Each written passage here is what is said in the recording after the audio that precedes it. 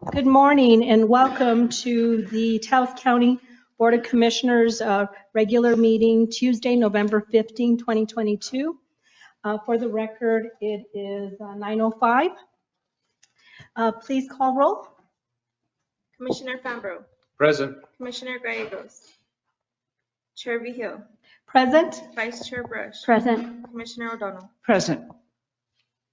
Okay, and let's go ahead and move over to inspirational devotion. My apologies, just coming off of a cold, and but doing okay, not infected here. So, Jim, would you? Thank you, Madam Chair. If everyone would please stand. There's a lot of people that have a huge influence in our community and everything that we, Bob, everything that we enjoy every day. And we're sadly losing some of them. We will later in this meeting honor Mayor Gintette, but there's other losses that seem to have happened just recently. And we lose one person that's part of our community. And it especially hits us hard here on the commission because our chairwoman, Vigil, lost her mom recently. And so I think now would be a good time to just pause and reflect on the losses that we've endured in our community and appreciate each other every day that we can.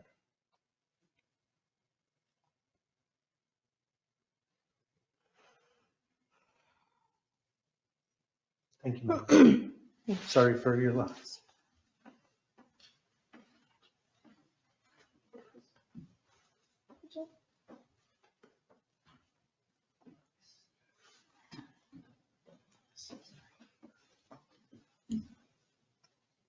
Thank you. And if we'll remain standing. Oh yes, let's do the Pledge of Allegiance. And Chris Madrid, would you please do us the honor and lead us? I pledge allegiance to the flag of the United States of America, to the republic for which it stands, one nation, under God, indivisible, with liberty. Vice Chair, would you please do the honor? Move to the flag. I salute the flag of the state of New Mexico, the dear symbol of perfect friendship among united cultures.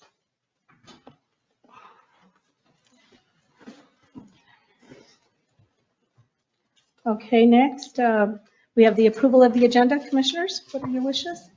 Madam Chair, I would like to approve the agenda as presented with one change, which is to remove approval, item 10A, approval of the October 18th regular meeting minutes for some corrections that we can work on getting made. Okay, is there a second? Second. Okay, there's a motion on the floor and a second to approve with the removal of 10A meeting minutes of that date stated. Please call for the vote. Yes. Commissioner O'Donnell. Yes.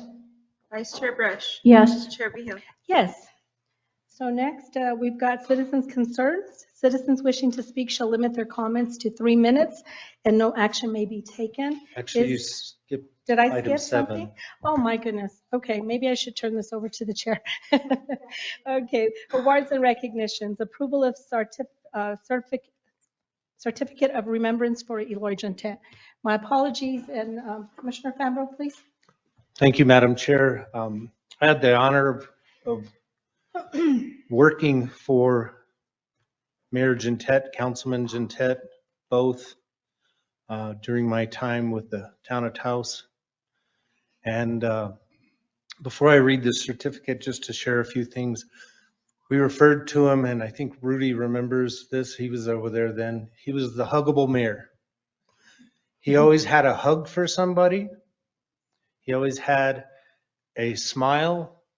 I never heard the man say anything ill-willed, not one time in the hundreds of hours I was with him in meetings, or anything else. He was just a very special person. Him and Mary, they walked into a room and you didn't even need the lights on.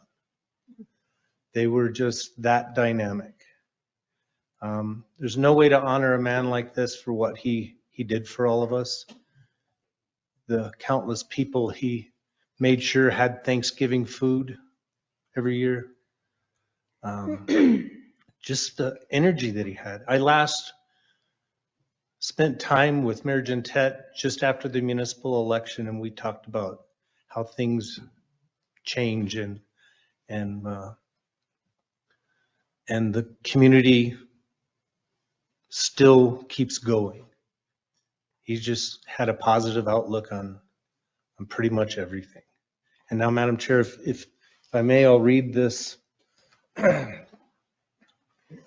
which will be presented to the family at the Rosary by the majority of the commissioners that will be there. So that's our public notice of quorum. But, okay. Taos County Board of Commissioners, having learned of the death of Eloy A. Gentette, does hereby extend its sincere, heartfelt condolence and sympathy to the bereaved family and friends of the deceased. And whereas Eloy Antonio Gentette, lovingly known as Dad, Grandpa, Tio, Primo, and his family, Eloy Mr. Gentette, Mayor, like I said, huggable, by so many residents in the Taos area, passed peacefully in his home in Taos, New Mexico, Sunday, November 6, 2022. And whereas Eloy was deeply devoted to his wife, Marion, who preceded him in death, and so passionately proud of his heritage, children, grandchildren, and his beloved town of Taos. And whereas Eloy was raised in La Loma in Taos, he graduated in 1946 from Taos High School. He valued education highly and said the only time he disobeyed his mom was one day when she wanted him to stay home from school and help with his siblings. And whereas Eloy was a proud veteran of the Korean War, where he served in Korea from 1951 to 1952 in the 2nd Infantry Division, 38th Infantry Regiment as Sergeant First Class. And whereas Eloy married Mary Gonzalez Gentette on February 14th, Valentine's Day in 1951. They were married for 69 years at the time of her death. They had 3 children. Stephen, who is deceased, he was married to Roberta. Catherine Aragon is married to Frank. And Rosemary Gallegos, married to Robert. He had 10 grandchildren: Andres, Alejandro, Dominic, Angela, Sarah, Bernadette, Ruth, Teresa, Rebecca, Stephen, and 9 great-grandchildren. And whereas the early jobs were for our Taos County Treasurer's and Clerk's office, and later for First State Bank of Taos, now U.S. Bank, where he worked for 46 years and rose to the ranks and became bank president and chairman of the board. Eloy served on the Taos Town Council for 16 years and mayor of Taos for 6 years from 1989 to 1994. And whereas Eloy was active in many civic organizations, including the Fiesta Council, the Kiwanis, Friends of Taos Public Library, 35 years with Taos Feeds Taos, and VFW Senior Vice Commander. And whereas Eloy was honored with numerous civic awards during his lifetime, including a Taos Living Treasure, ARC, New Mexico Public Official of the Year, Kiwanin of the Year, New Mexico Distinguished Public Service Award by then Governor Gary Johnson, and the Town of Taos Outstanding Leadership Award. And whereas his spirit and energy will live on as a beacon to all of us, and know to work hard, be honest, kind, carry ourselves with dignity, and serve our community. Now therefore be it resolved by the Taos County Board of Commissioners that the heartfelt condolences be extended to the family and friends of Eloy A. Gentette, a kind, loving, and caring Taoseño, signed and sealed this day, this 15th day of November, on behalf of the Taos County Board of Commissioners. Anissa, thank you very much for putting this together. You did an excellent job, Madam Chair. So we will give this to Mr. Jaramillo and we will present it to the family on Thank Friday. you, Commissioner Fambro. Thank you for taking the time also and putting that together with others, I'm sure. But I just want to say a few words. Mr. Gentet lived right next door to my in-laws.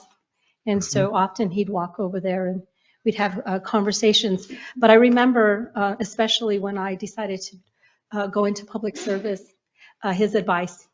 And you stated it very well. He was very clear about, as public servants, what we should do and what we were meant to do as a public servant. So I will forever remember his words. And so just wanted to add that. Thank you. Thank you. Commissioner O'Donnell? Thank you, Madam Chair. I had the pleasure of knowing him, and he sets the example for how we should lead. These pictures right here was, as far as I know, one of his last public appearances at Super Save during the Taos Feeds Taos in 2020. So we will miss him greatly. Thank you. Okay, let's move on to citizens' concerns.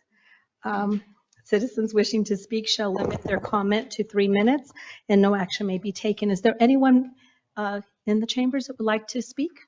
If so, please come on forward and state your name for the record and welcome, Bonifacio. It's good to see you.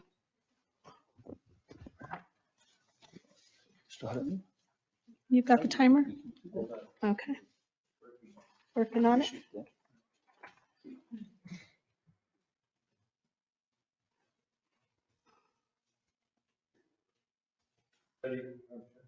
Okay.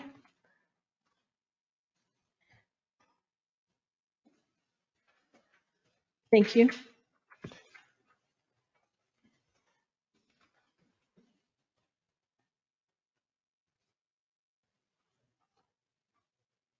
Good.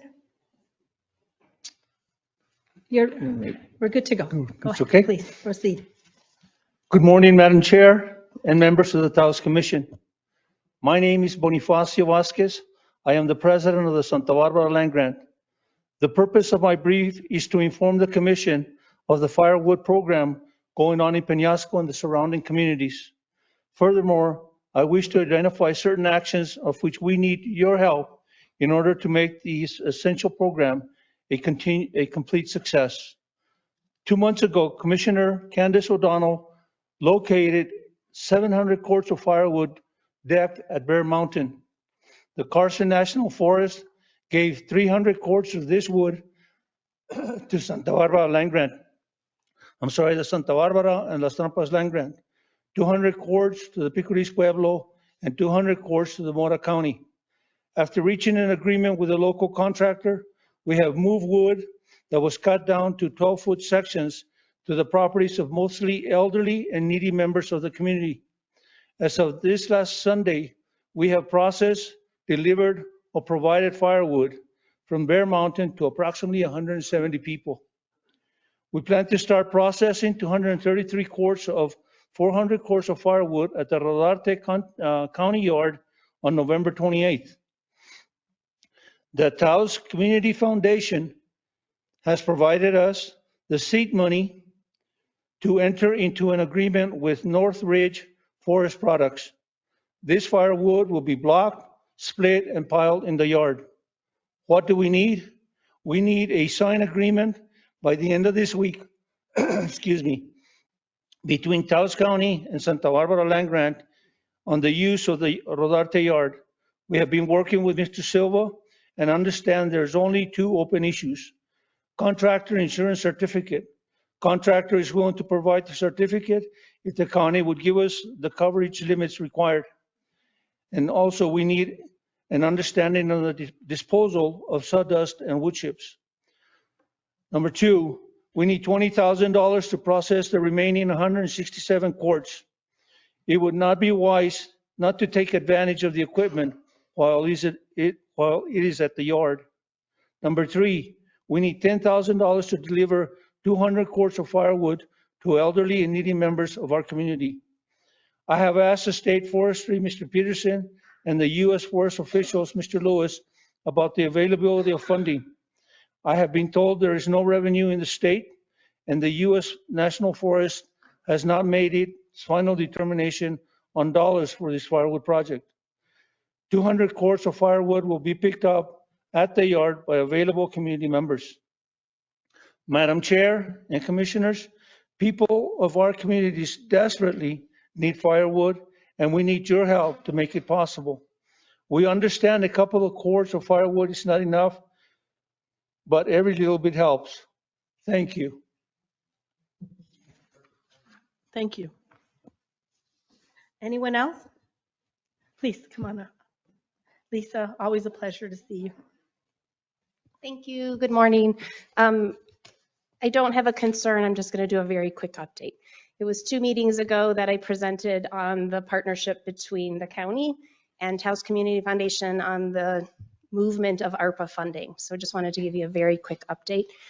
We launched the application on November 1st. So it's on Taos Community Foundation's website. I saw it yesterday on the county. It's the first thing you see when you open up the county website.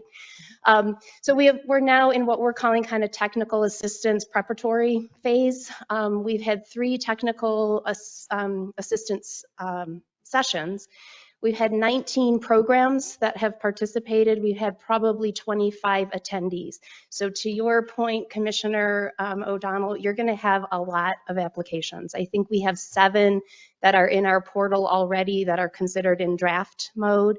So along with the technical assistance sessions, my staff has also queued up a 2-hour block every week so that we're able to provide that just the one-on-one. So if someone has attended a session and has more questions, we're ready to do that. I want to share with you that one of the things that we're kind of telling folks, because organizations have lots of questions. Can I apply for this? Do you think this is going to fit? And our job is really not to say, yep, that's a good one. No, that's not a good one. The way we're handling the discussion and the preparation, particularly around the systems change application, and that's the one that has that upward amount of $250,000, we're kind of presenting it to organizations to say, is your project shovel ready? So the example we've been kind of using is, I'm assuming that the county would prefer to see applications that are really ready to go, that when that funding gets in place, the example we're using is that organizations are not going to spend 10 months researching what tractor they're going to buy. They're going to buy the tractor in February, and we're going to start plowing fields in the spring. So that's sort of the example we're using around that. So along with the technical assistance, which is the public piece, we're also working very closely with Nina Gonzalez in kind of the orientation setup. So what we're working on with her right now is really what needs to happen to prepare the county grant review committee. Taos Community Foundation will not be facilitating that. That will be held with Nina, but obviously the application that we designed needs to have all of the pieces. So we're making sure that what we're presenting in community to eligible applicants is also what the review committee is going to have in their hands as well. So we're really in that mode right now. There are 2 more technical assistance sessions, and the deadline is still set for December 6th. So we've got a couple more weeks, and we're really getting ready to kind of just hand things off to the county for a review process. So things are going very, very well. We had people calling within 10 minutes of it being launched. So I'll just tell you, you're going to have there will be a lot of applications to review, and that's great. So I think we've done really well collectively in the spread. We have reached out to Cuesta, we've reached out to Penasco, we've got all of the local Chamber of Commerces have been given the notice. So I do not think we have an issue with people not hearing about it. So we're pleased. We're halfway through this piece of it. So thank you. Okay, so anyone else? I think I saw, yes, Mr. Nilfilke, please.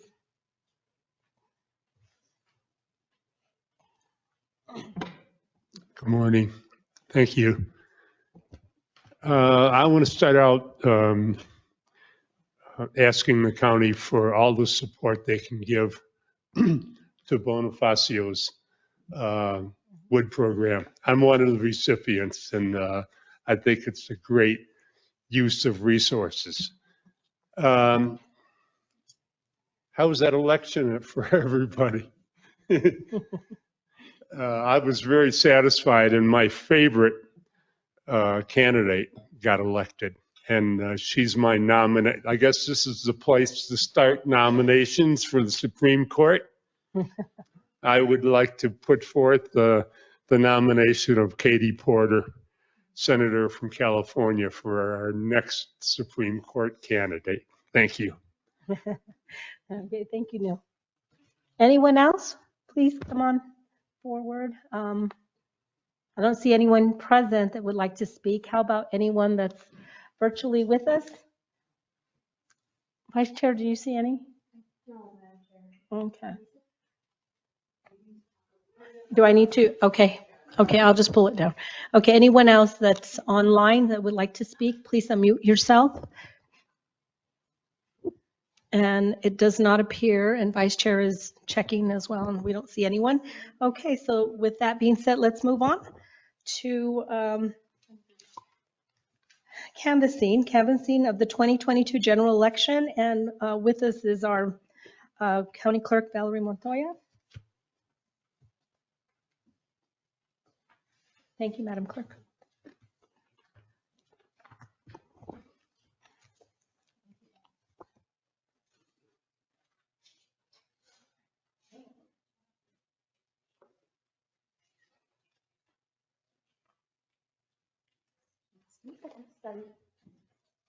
Good morning. Morning. So I am going to present the general election that just took place.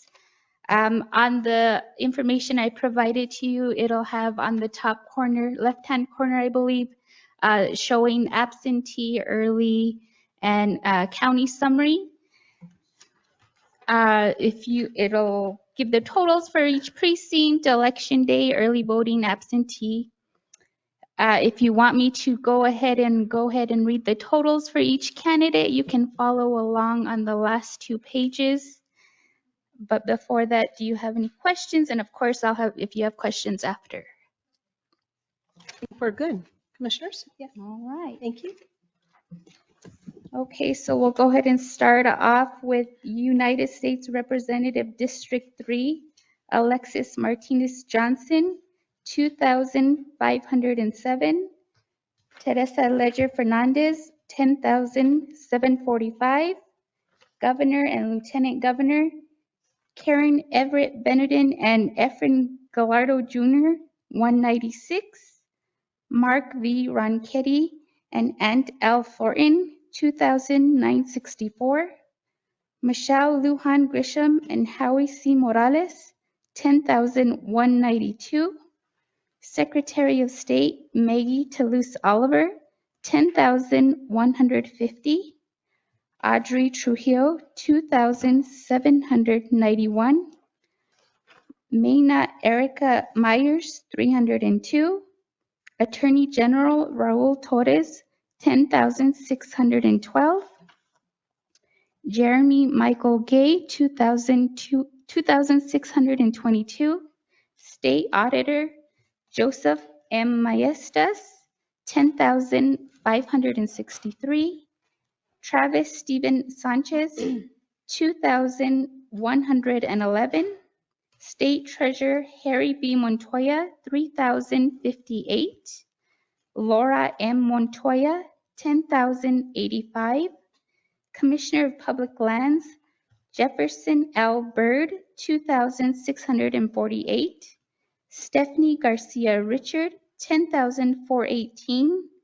Write-in candidate Larry E. Marker, 7. State Representative District 4, Gerald Steve McFall, 10.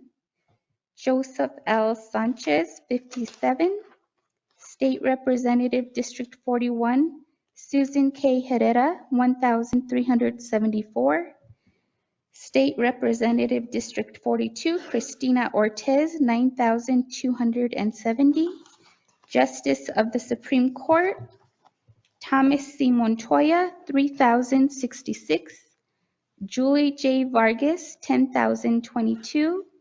Justice of the Supreme Court, Position 2, Carrie J. Morris, 2,697.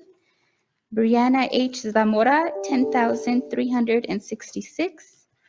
Judge of the Court of Appeals, Position 1, Barbara V. Johnson, 2,602. Gerald Edward Baca, 9,866. Sophie I. Cooper, 567. Judge, the Court of Appeals, Position 2, Catherine A. Rye, 9,715. Stephen P. Curtis, 692. Gertrude Lee, 2,516. Magistrate Judge, Division 1, Ernest L. Ortega, 10,912. Magistrate Judge Division 2, Sarah Ann Blankenhorn, 10,565. County Commissioner by District 1 is F.R. Bob Romero, 1,919. County Commissioner District 2, Miguel Alfonso Romero Jr., 1,894. County Commissioner District 5, Ronald J. Mascareñas, 2017. County Sheriff Steve Miera Jr., 10,662. County Assessor Maria Dimas, 10,722. Probate Judge Suzanne Valerio, 10,714. Judicial Retention Michael E. Vigil, 9,449 yes, 1,550 no. Judicial Retention Jane B. Yalahum, 9,004 yes, 1,708 no. Constitutional Amendment 1, we had 11,007 yes, 1,727 no. Constitutional Amendment 2, 9,982 yes, 2,212 no. Constitutional Amendment 3, 9,018 yes, 2,619 no. And bond question 1 was 9,512 yes, 2,433 no. Bond question 2, 9,276 yes, 2,670 no. Bond question 3, 9,130 yes, 2,818 no. And county gross receipts tax, 9,071 yes, and 3,218 no. And those are the totals for the 2022 general election. Thank you, Madam Clerk. First of all, I'd like to thank you for such a great election. I know the county clerk's office just does an awesome job, professional. Thank you, thank you. So thank you for that. Commissioners, is there a motion?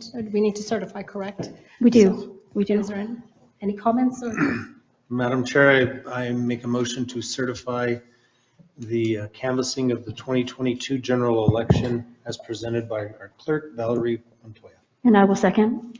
Okay, there's a motion and a second to certify as Discussion? yes, stated, and let's go ahead and call for the vote and we'll have discussion. Okay. Commissioner Fambro, Yes. Commissioner Gallegos, Yes. Commissioner O'Donnell, Yes, Vice Chair Brush, Yes. Chair Vigil. Yes, so discussion? Yes. thank Commissioner you. O'Donnell.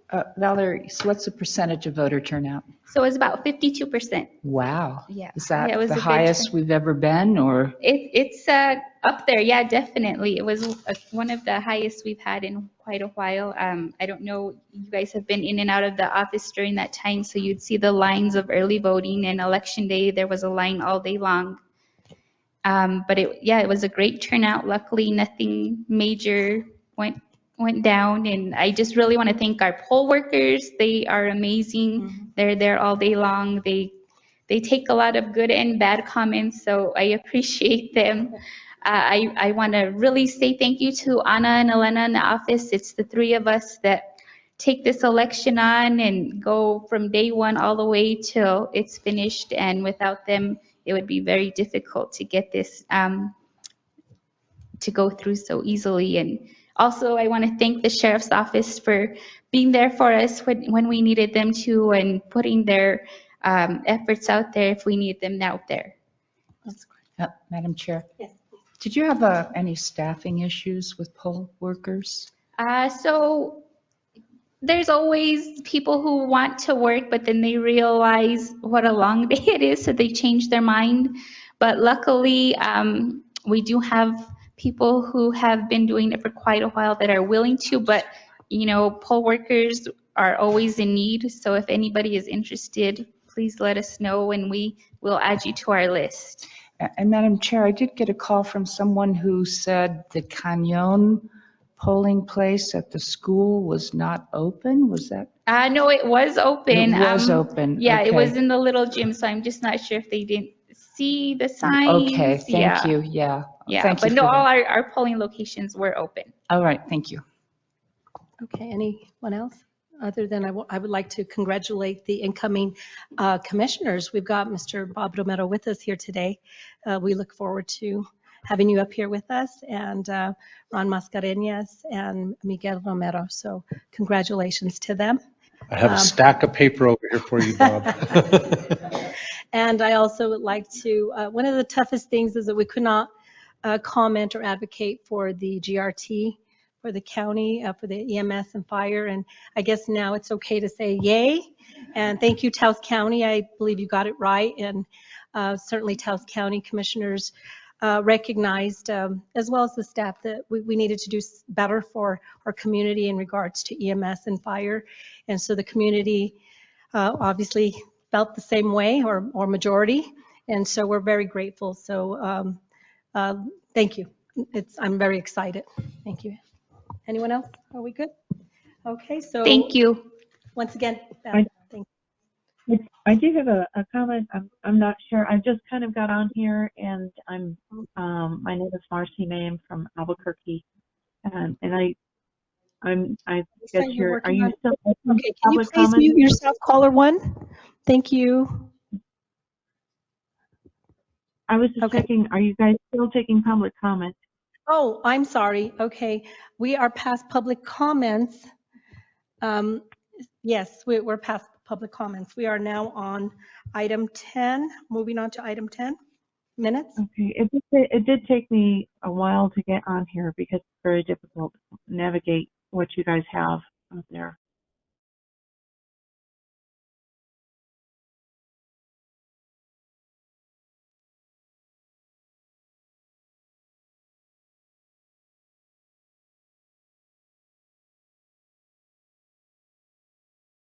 Mr. Atio, is there any reason why we wouldn't accept that public comment since they had difficulties getting in?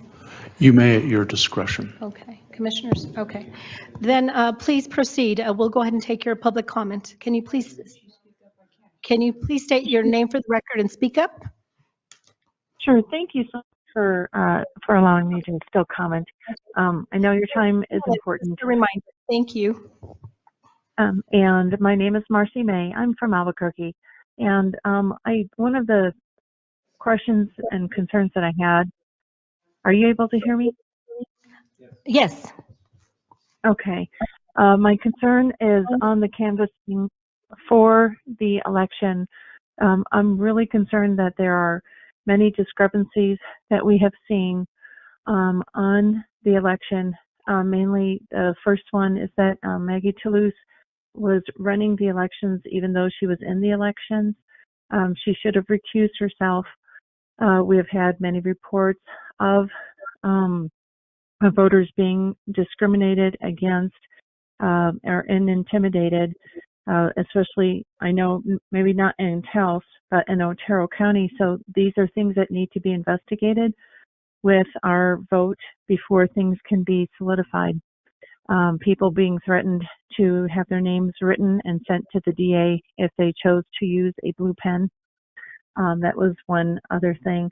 And then one of the Libertarian candidates who was actually running against the Secretary of State in Audrey Trujillo is no longer a resident as of May of this year. And that one of the things that is very difficult or very questionable is that we have her name is Mena Erica Myers, and she is no longer a resident of New Mexico as of May of this year. And we have candidates on the Libertarian candidate ticket who have not raised any money, yet they're garnering 20,000 to 43,000 votes, enough to sway an election. And this is unacceptable when we have candidates who are being put on the ballot. And many of these, when you look at the CFIS report, their applications are incomplete. They have a lot of discrepancies, and this needs to be investigated thoroughly. Ms. Toulouse used her position to push her political campaign in where she has the rumor or reality.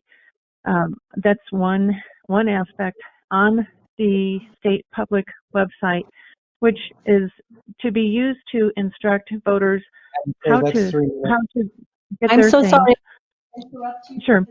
Minutes are up. Thank you. Thank you very much. So thank you. Yeah, thank you for listening. Yes, thank you. Okay, let's move on to approval of the minutes, and we're on approval of the November 1st, 2022 regular meeting minutes. Commissioners, what are your wishes? Madam Chair, I move to approve the November 1, 2022 regular meeting minutes. Is there a second? Second. Okay, there's a motion and a second to approve the November 1st, 2022 regular meeting minutes. Call for the vote, please. Commissioner Fambro, Yes. Commissioner Gallegos, Commissioner O'Donnell, Yes. Vice Chair Brush, Yes. Chair Behill. Yes. So moving on to presentations. Item A is a presentation and overview of plans for a behavioral health facility at 1333 Paseo del Pueblo Sur. With us today is Jeff, and I believe it's Limburner. My apologies. I think I'm following in my mom's footsteps. She always used to rename and baptize everyone differently.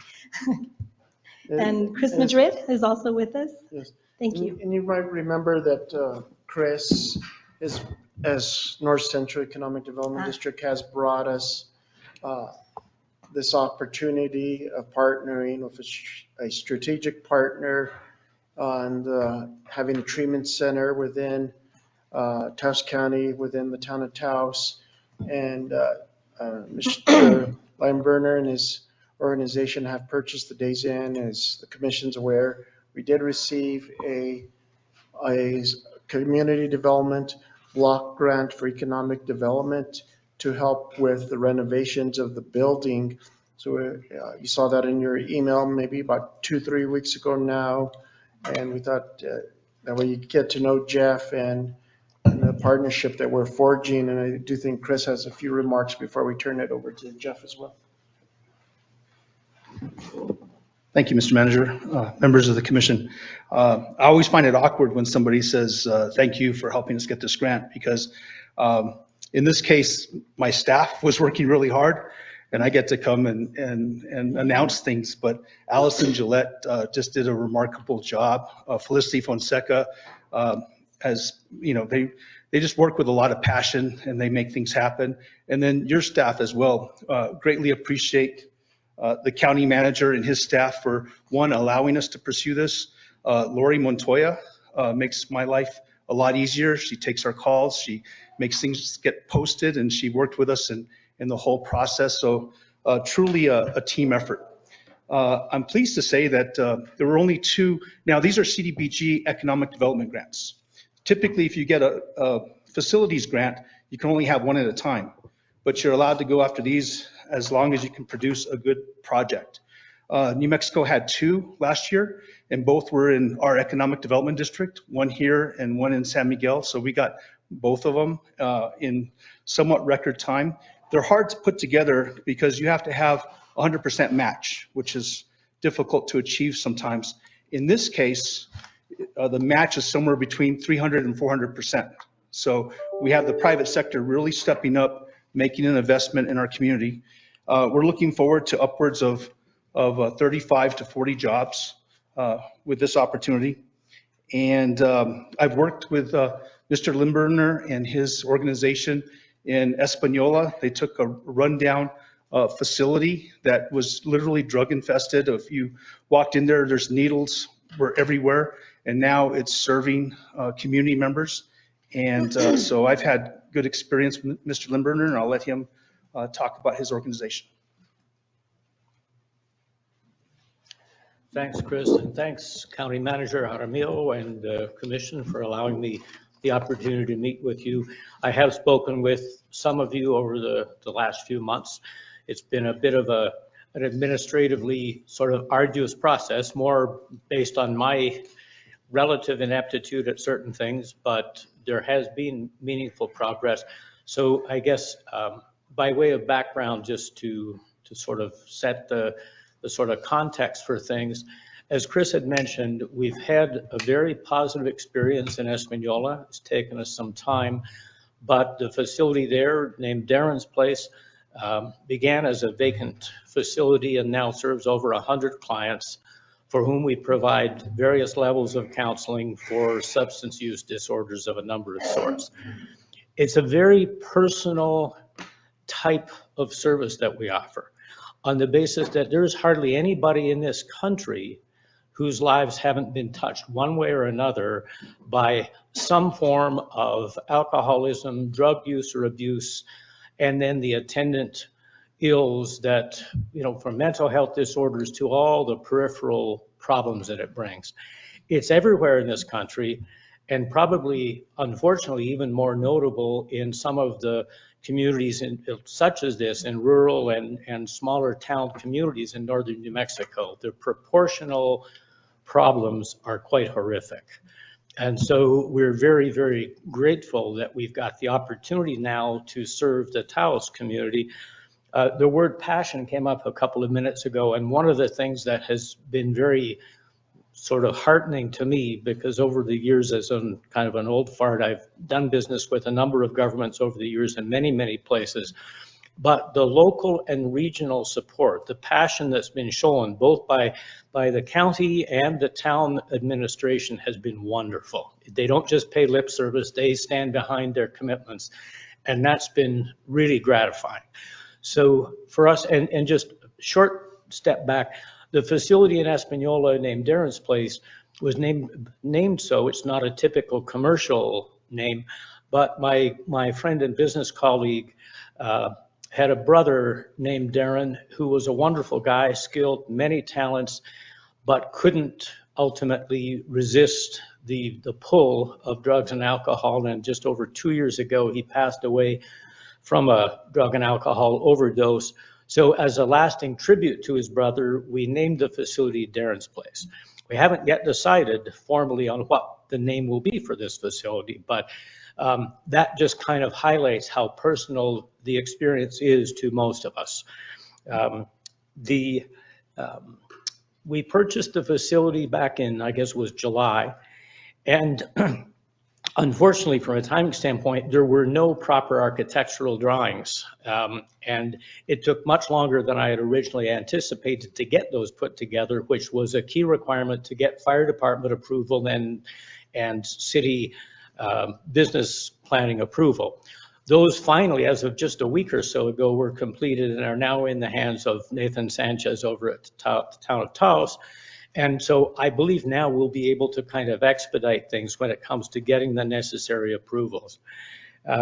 One of the things that we're hoping for, because certainly thanks very much to the CDBG grant, that we will soon begin the process of recruiting and hiring people, which is at the core of that grant qualification. But we also, and ties to the renovation work that we're going to be doing. We did put roughly $1.5 million into the purchase of the facility. So as Chris said, we've very comfortably met the funds matching requirement. But right now, what we're hoping we can do is to actually open the facility on a limited basis well before any and all of those renovations are complete. We think to serve this community, it would be frankly kind of crazy not to get on with it if it takes a number of months, as is entirely possible given construction requirements and all the details associated with that process. We're hoping that since the facility is a sound structure, it has sprinklers, the rooms are ready, it was a motel and it was open as a business until just several months ago, that we can get necessary approvals to begin, even if it's with a reduced occupancy load, probably between 25 and 40 clients in the next couple of months, so that we can begin to serve the community, even if it takes much longer to get some of the renos complete. And so that's, I think, a reasonable expectation based on initial conversations I had with town and fire and county management. So that's, with fingers crossed, my hope for the sort of December, January period. There is no one profile for the clients that we hope to serve, but we know the demand is extremely high. As a point of reference, at our facility in Espanola that can accommodate approximately 100, the waiting list is between 400 and 500. It's extreme. And we think, sadly, that a similar type of demand exists in this area. So we know we can't help everybody, but we can do a lot for at least a substantial number of people. And we've worked closely with a lot of different organizations, be it the correction system, because there are a lot of very thoughtful magistrates in this region who believe that particularly a low-level offender will be far better served by spending several months in a program like ours rather than an equal period incarcerated. When that happens, they tend very much just to emerge as better criminals than when they went in, and there's a real issue there with the revolving door syndrome that doesn't benefit anybody very well. And we think that because of the contacts we have in that organ within various subsets, be it probation and parole or the various institutions, that we can help that group. But also we have a lot of relationships with regional organizations, be it shelters or other types of care-oriented organizations who also have substantial numbers of their relationships, I guess, who are with people who are struggling with substance use issues as well. And we are trying very hard to work with them on a regional basis so that we can try to find ways to serve people so it'll be kind of close to home. And I think that that's also a very high likelihood in the Taos area. Fentanyl has emerged as the most conspicuous, really serious issue, but it is not at all a standalone or sole type of substance that we're focused on, because alcoholism and various opiates are still a problem across the board. So there really is no sense of discriminating based on what the substance of the day happens to be. We want to make sure that the service is available to virtually anybody. And something that we do that, if not unique, is at least a little bit different, is we overwhelmingly provide support for applicants who are low income and are Medicaid-based insured. So although we will, I'm fairly certain, accept at some point in the future commercial insurance, the private insurance, we're not competing for celebrity clients. We're not looking at the sort of environment that makes its way onto television with high-profile types of patients. But certainly, we think that somewhere between 75% and 95% of our service will be for people who are in the lower income brackets, because for them there is no alternative. It's either where we are or a place like ours, or on the streets, or in jail, or dead.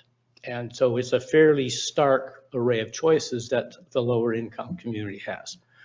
But that's been what we've been able to provide in our other facility. And we also have relationships with sister facilities in a few other parts of the state. So we're able to kind of coordinate in terms of scheduling and intake so that we can try to provide the most appropriate level of care to people with hopefully the highest chance of success. So I can ramble a lot about it, but basically that's what we're looking at providing, and we're very grateful for the opportunity. And we expect that somewhere in the December to January period that we should be able to start to offer these services for the benefit of the region. If there are any questions, I welcome them. Mr. Limber, thank you so much. It's beyond exciting that we're starting to put together the pieces of the support structure that our community so deeply deserves and needs. So we're extremely grateful for your passion, your hard work, and for that of Chris and Allison and Felicity from North Central. This is super exciting. I know we have a lot of work still to do in the community, but you are bringing us a very important piece of the support structure that we need. So I just wanted to say thank you and then turn it back over to the chair and for any other questions or comments. Yes, thank you. I think you said that well. We have been, like you, patiently waiting to as the wheels were turning. And so I'm so glad that we're here today. And as you've stated, Vice Chair, it's going to take some time to move forward, but Madam Chair, I did forget when I was thanking these gentlemen and their team. I also need to thank our team, Fred, Lori in particular, Ms. Lori Montoya. Thank you so much for your partnership in this very important effort. Yes, it's a team effort, collaboration, as you've stated, went very well, town, county, and so just glad that we're here today, and I see positive things. Thank you all very much. Yes. Thank you and congratulations. A number of questions. Was this mandatory from judge's orders, voluntary, or both? Very good question. At this point, everything is voluntary. It may be strongly recommended, but right now, any of our clients are there voluntarily.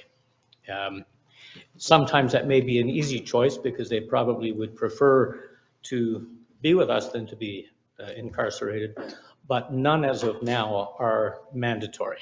Certain misbehaviors could result in them being sent back, discharged and sent back to a corrections facility, but by and large, this is entirely a voluntary program. And what about if someone has been in jail and they are a violent offender? We have a couple of, I guess you call it hard stops. One is if someone is unrepentantly violent. Now, if someone has had maybe an isolated instance of violence that may have been drug or alcohol fueled, we don't necessarily rule them out on that basis. But yes, someone who is unrepentantly violent or would represent a risk to other clients or staff, we do not accept. We don't accept anyone who's a child molester or with a certain sexual legal issues behind them. But we try very hard not to slam the door shut in the face of anybody unless they have those extreme behavioral issues that would represent a risk to others.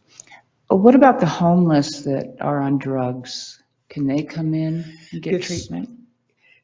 The qualified answer is sort of. I hate to be vague, but a lot of the homeless, and we're really sensitive to that, is a particularly obvious issue now with cold weather because, if you're homeless, you don't want to be freezing to death. So even just to get 3 hops and a cot is kind of a real lure for homeless people. And there's certainly, as you know, a very high percentage have some form of drug, alcohol, mental health package of issues.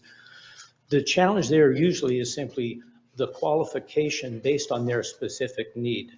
Because a lot of the time there will be people who are homeless and from whom it's very difficult to get reliable data on their medical and or mental health and or substance use conditions.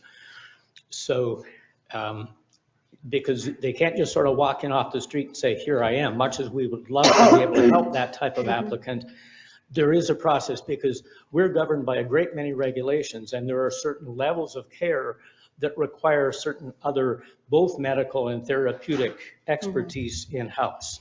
We don't want to bring somebody in who we ultimately just can't help. That wastes the space, but it also endangers them and staff. So if a homeless person And this sometimes happens with the help of maybe a care provider at another type of operation. If they can coordinate data so that we can get the right medical and background information and so on, we would love to be of assistance. But that's such a random sort of profile that we just wouldn't want to overstate and say, sure, we can help them. Madam Chair, one final question regarding 35 employees. What level of education, what level of training, and then are you going to advertise? It's a mixture because that staffing component would include things from administration, security, clinical, kitchen, maintenance, and so on. So it's across the boards from fairly entry level, for whom very basic requirements, all the way up to some of our therapists require master's degrees and extensive training and licensure.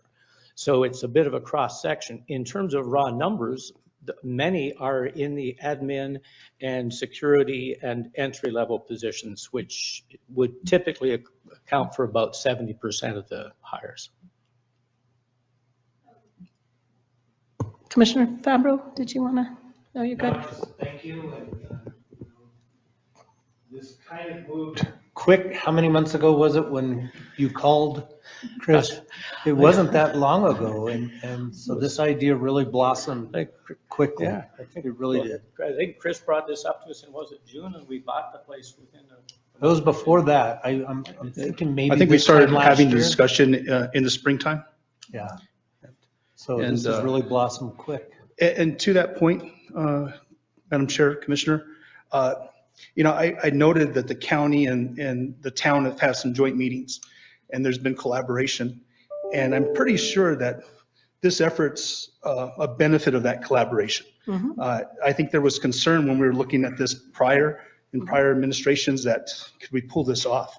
And so I think that collaboration is really paying off. And one other thing I left out, North Central Economic Development, my boss, Monica Beta, went after a Good Jobs Challenge grant. Only 40 of those came through in the nation.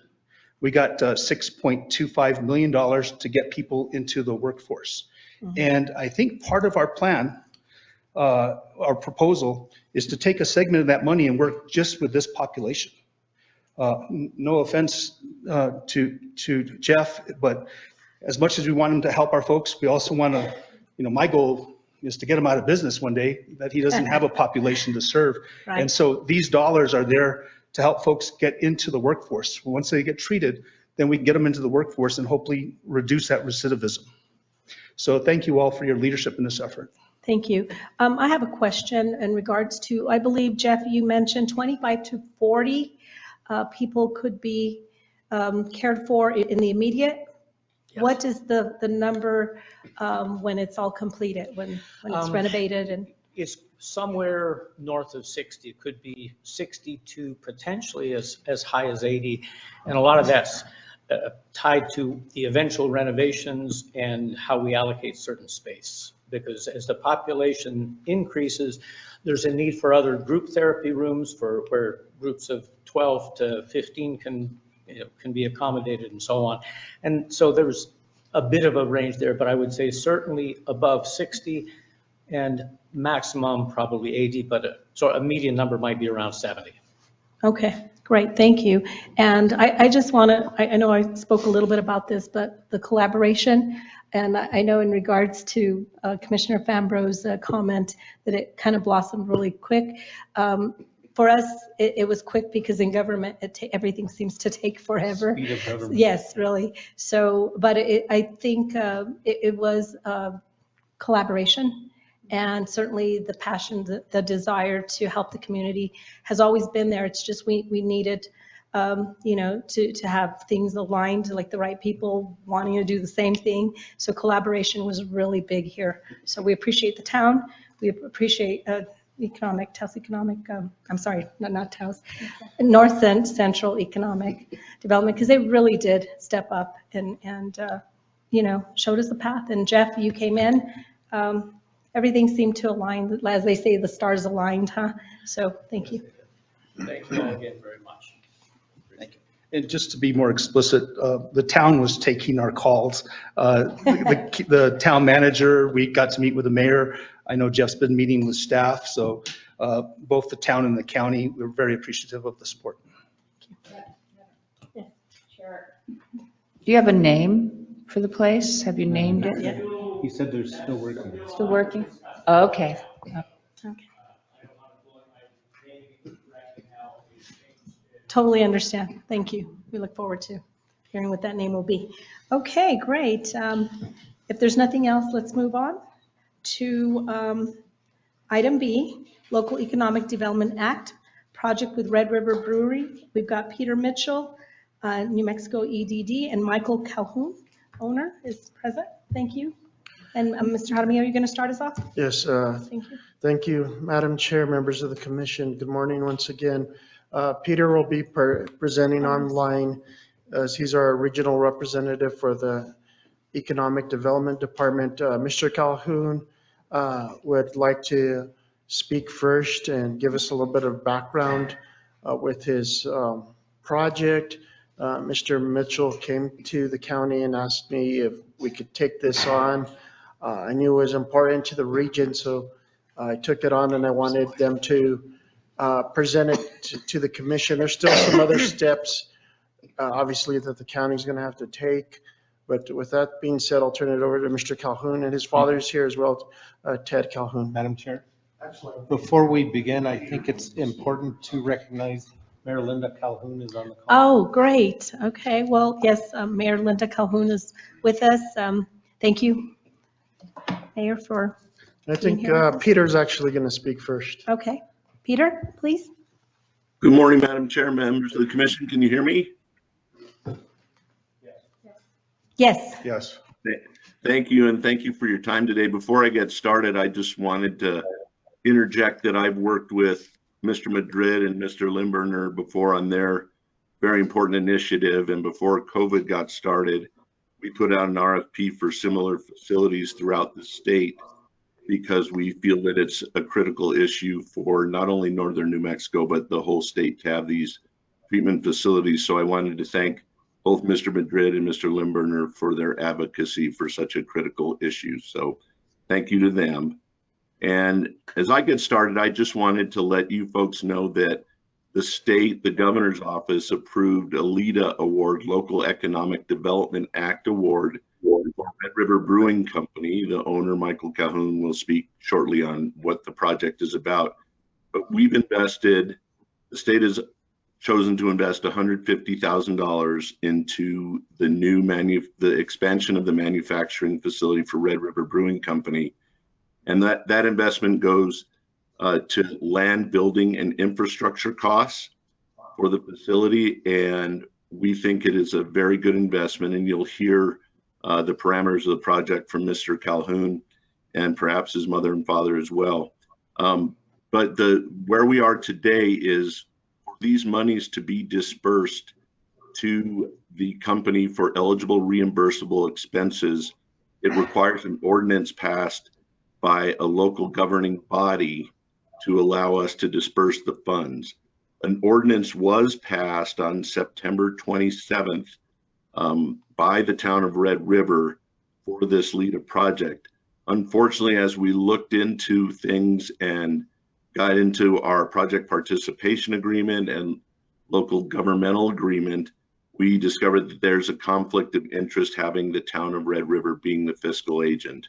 So we are currently, I met with Manager Jaramillo last week, and we are asking that the Taos County become the local governing body and fiscal agent for this project to disperse funds.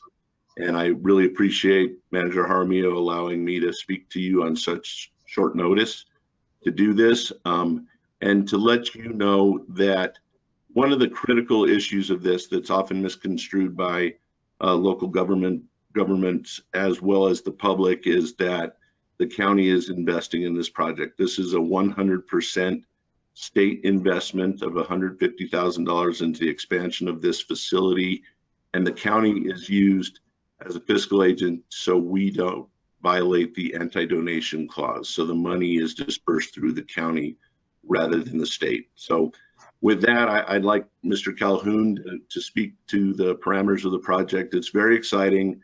Both the governor's office and our cabinet secretary have supported this project for a long time, and we really want to see this investment come to fruition quickly. So with that, I'd like to cede the floor to Mr. Calhoun. Thank you, Peter. My name is Michael Calhoun, owner operator of Red River Brewing Company. In addition to several family members, my dad, mom, my brother, and his wife that are partners in the business. Family owned and operated, full service restaurant, brewery, and distillery in Red River. We employ, of course, it's a very seasonal economy up there. We employ between 60 and 100 employees, depending on the time of year. We've been in operation since 2018. And we're a rapidly growing business. Since the time we opened, the demand for our products, our beer and distilled spirits, has far outstripped our ability to produce those in the facility that we currently have. So as a result, we've purchased another existing land and building in the town of Red River, and we are working to renovate that facility to relocate a portion of our production into that facility. The new facility will be a distillery operation, primarily production only, for our wholesale part of our business, which is the most quickly growing part of our business. We anticipate creating about 5 jobs, probably more, 5 to 7 jobs as a direct result of the expansion. Those jobs, like the rest of our workforce, primarily come from Taos County, the town of Red River, of course, but most of our employees live in Cuesta, Cerro, Costilla, Amalia, Taos, Arroyo Hondo, Arroyo Seco, those areas. And we anticipate the additional employees that this production facility will require will also come from those areas.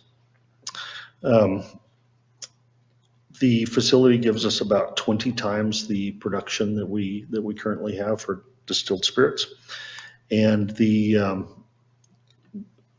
companies that are helping us do this renovation are Taos County businesses, Phoenix Mechanical, principally, all the hardware stores and plumbing supply stores and construction supply stores around Taos, Cuesta Lumber.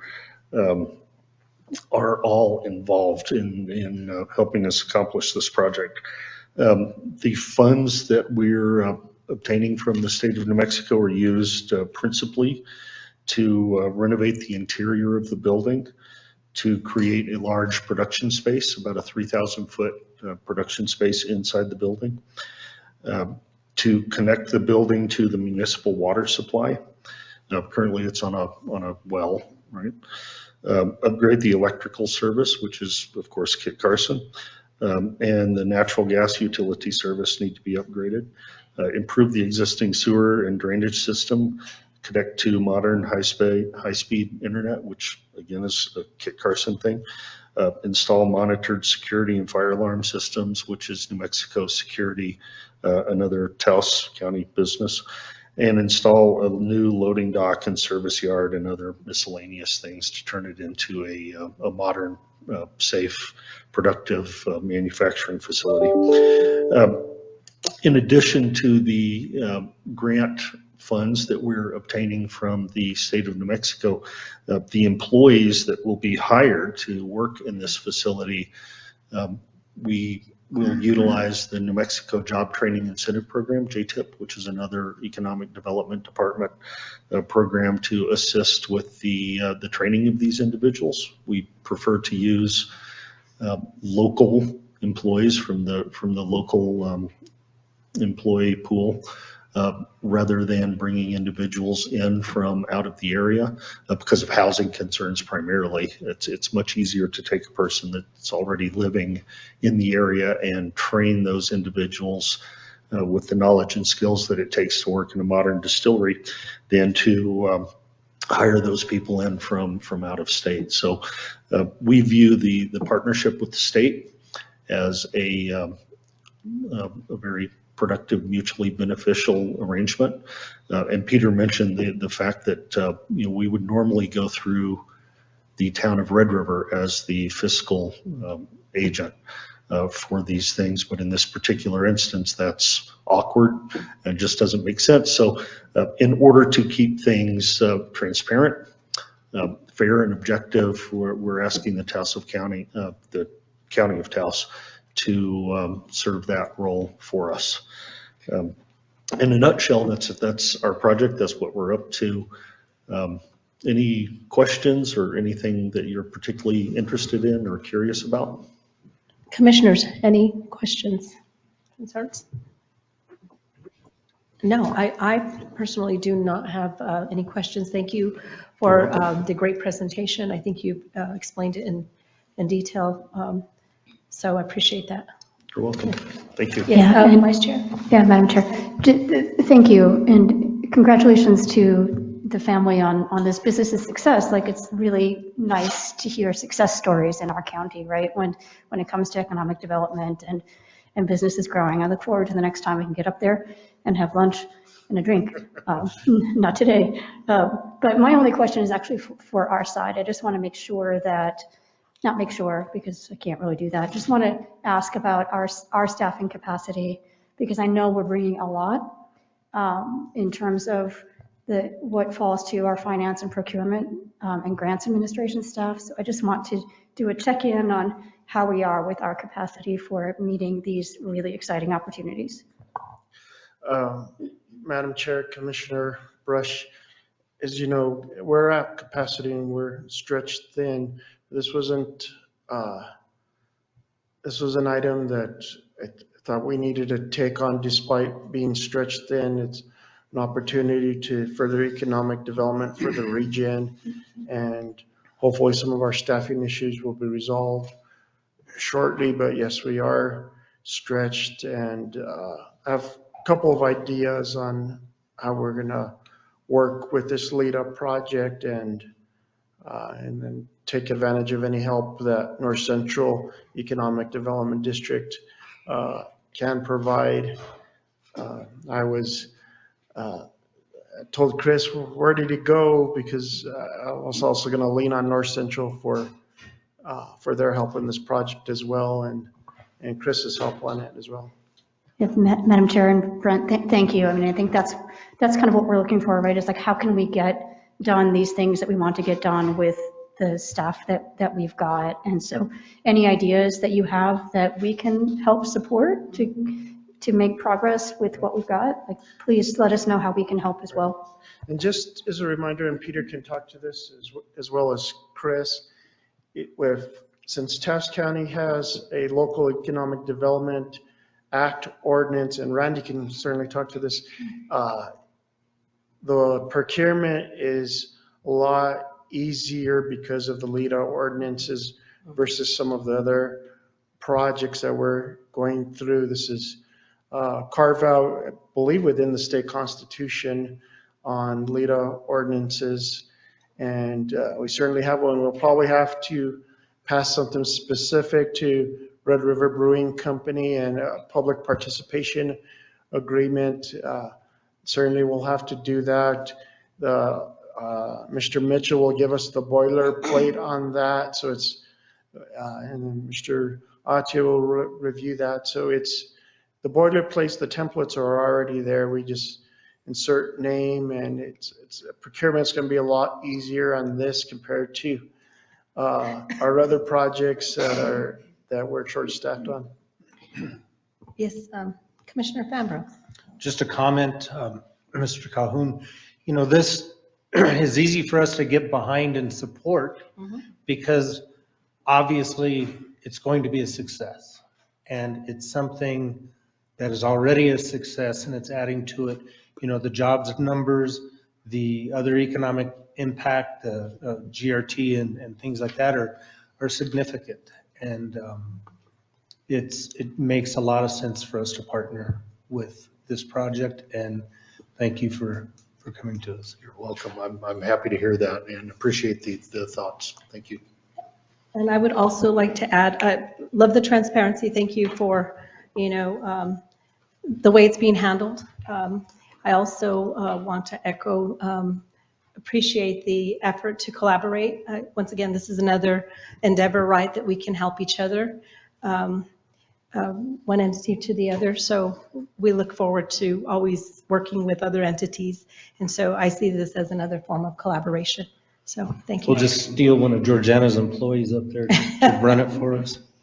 Okay, thank you. Anything? Okay, looks like we are good. Thank you very much. Next, let's move on to, excuse me, resolutions and ordinances. And we are on item A, discussion, consideration, and decision regarding resolution number 2022-65, a resolution authorizing and approving submission of a completed application for financial assistance and project approval to the New Mexico Finance Authority. Thank you, Madam Chair. First, I'd also like to begin, and Commissioner Fambro knows this, and I think I mentioned this in one of my reports. We're in the process that we need to update our comprehensive plan. It's something that generally that the planning department takes the lead on. I took the lead on this to help them with their capacity issue. I was trying to do something creative and sort of asked for Mr. Madrid and Ms. Francesca's help on, I wanted to pair the Community Development Block Planning Grant and New Mexico Finance Authority Planning Grant into a $100,000 grant for the planning efforts. Unfortunately, Felicity found out that we're not going to be able to do that. My whole thought process behind combining the two grants was I started 19 years ago at the Village of Cuesta. One of my first top 3 projects was updating the comprehensive plan for the Village of Cuesta. Back then, I got a $50,000 planning grant for New Mexico Finance Authority, and today they're still only giving $50,000 planning to grant. And obviously, the consultants' work has their fees have gone up over the 18, 19 years. And so that's why I thought, okay, we're going to get a better product if we combine 2 grants. North Central is doing all the due diligence for us on that part. And unfortunately, we're not able to combine 2 grants. If we wanted to kick in more of our own money, we could certainly do that, because you can't tell me you get the value of a $50,000 product. It has changed over 18 years. But with that being said, part of the process for accepting or receiving New Mexico Finance Authority grant is that we have to pass resolution number 22-65 as part of that process. And it does need to get further approved by the New Mexico Finance Authority Board, but we will, with this resolution, Felicity will submit the application on our behalf, and she's giving her all that she needs to do this as well. I stand for any questions. Any questions? No questions. So is there a motion, commissioners, to approve or not? Motion to approve resolution 2022-65, resolution authorizing and approving submission of a completed application, financial assistance, project approval to NMFA. Madam Chair, I will second. Okay. So there's a motion and a second to approve as stated. And so call for the vote, please. Commissioner Fambro, Yes. Commissioner Gallegos, Commissioner O'Donnell, Yes. Vice Chair Brush, Yes. Chair Vihil. Yes, and I just want to thank Mr. Jaramillo for all your efforts. I know you're working really hard to reach out and get those grants when we can. And I'd also like, again, to thank Chris and Felicity, because So I give them the ideas and they're kind of doing the due diligence on it. And I appreciate that the state legislature and the governor put that money into North Central, which allows them to do these projects. In the grant with Mr. Laneburner, also there was a grant writer behind the scenes, Amalia Medueno, that some of you know. So Amalia was working with Lori behind the scenes on it as well. So it's part of that money that came to North Central through the state. That's great. We love those grant writers. So moving on to item B, discussion, consideration, and decision regarding resolution number 2022-66, authorizing and directing publication of the title, a general summary, and a time, date, and meeting place for discussion, consideration, and action upon proposed ordinance 2022-5, declaring the communities of Ranchos de Taos, Talpa, Llano Quemado, Los Cordobas, and La Corriera, Taos County, New Mexico, a traditional historic community to be known as Las Comunidades del Valle de los Ranchos. And I believe we're going to start off with Mr. Atio. Will you be presenting, or is it? Okay, great. We were fighting each other for the honor and privilege of presenting. Teamwork here. So we're at the point, this application has come in late spring, early summer, I think. The applicants are here, and it's at the commission's discretion to have them address you or not. It's not a public hearing, but they are the ones that know the process that they've been through, and if you wish to hear from them, that would be fine. But what's been happening is there's been a lot of review of this. This is a unique application for a traditional historic community. Taos looked at its first application for a THC in a few years ago in El Prado. And it was different in the following ways. It was one specific traditional historic community, one village, if you will, or neighborhood.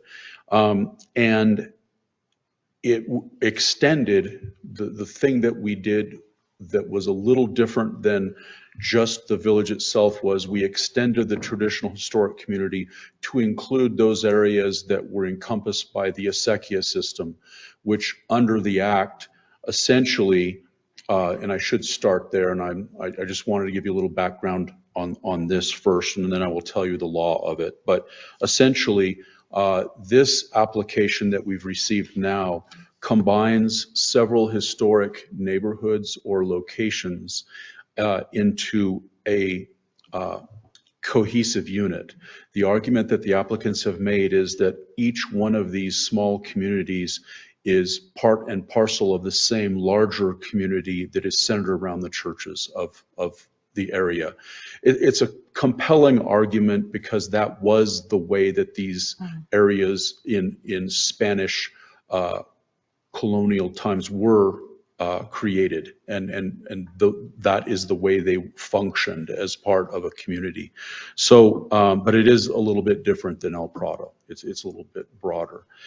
The second thing that they did that was different was they've included land grant areas that were part of a land grant historically that extend beyond the communities themselves, beyond the acequia irrigated areas, to also include the areas that were part of a traditional land grant that were for grazing, wood collecting, hunting, and so forth.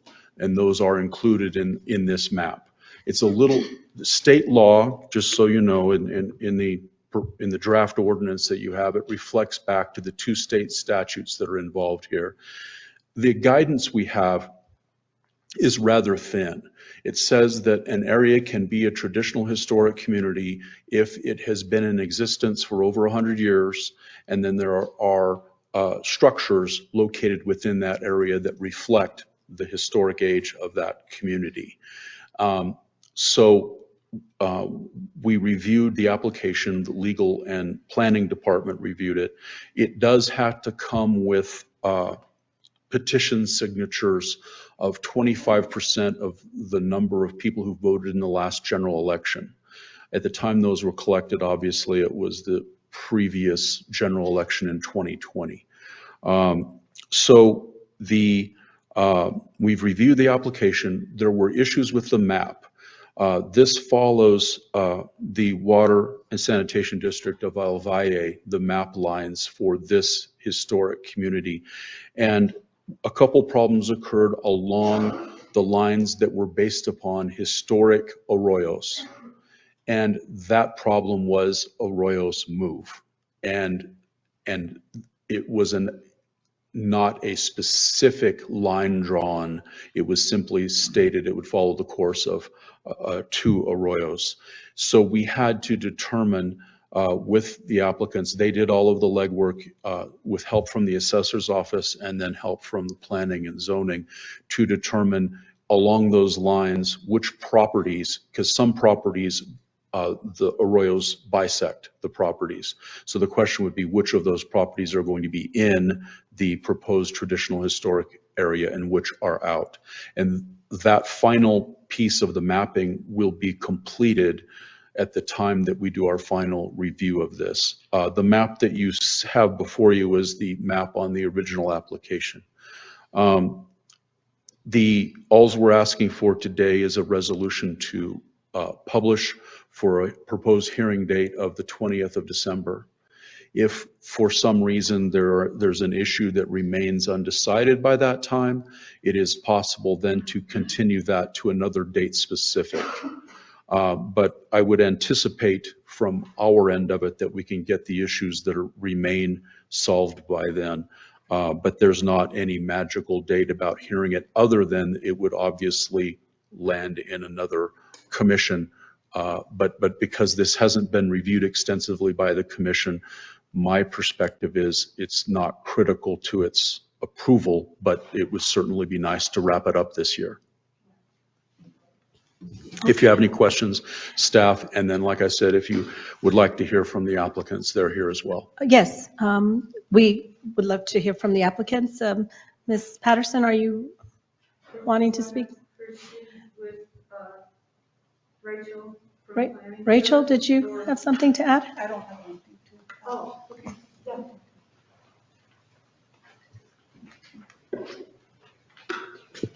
Good morning. Madam morning, Chair, right? Commissioners, Mr. Audio, Mr. Romero, Mr. Jaramillo, Mr. Romero, we are thrilled that we're at this stage. You know how long we've been working on this, and working with Mr. Audio and the county has really gone quite well. I will, though, say that having an imposed deadline of December 20th to work out the remaining issues is probably a good thing, and we would wholeheartly support that date for hearing. I did make a couple notes from when Mr. Audio was speaking that I wanted to add to. He mentioned that the combination of the neighborhoods into one traditional historic community was unique. It is not unique within the state.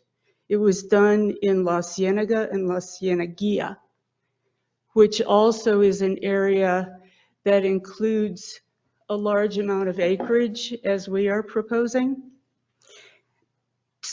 What is it, 35 square miles or 38 square miles, something like that. And it does include all types of land ownership, federal, state, private, so forth.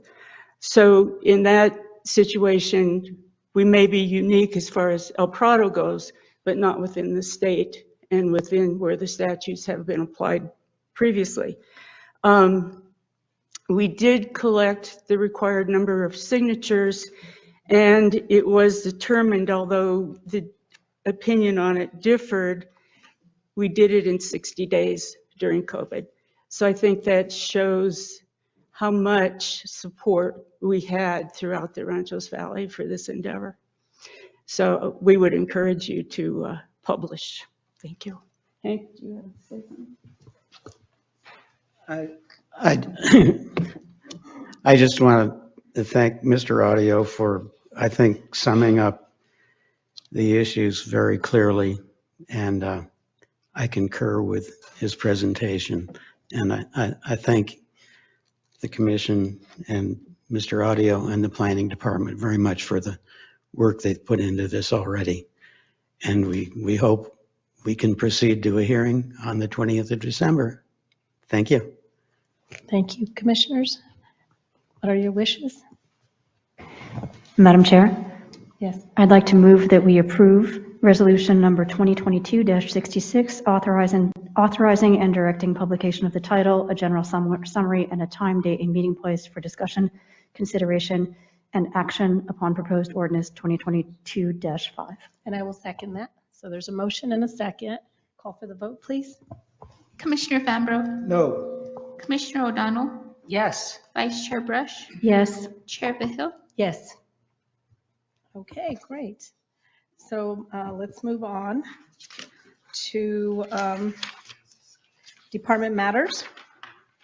And we're on item A, approval and acceptance of the State of New Mexico Department of Finance and Administration Capital Appropriations Project to plan, design, construct, and expand the Peñasco Community Center in Peñasco, grant number 22-G3038.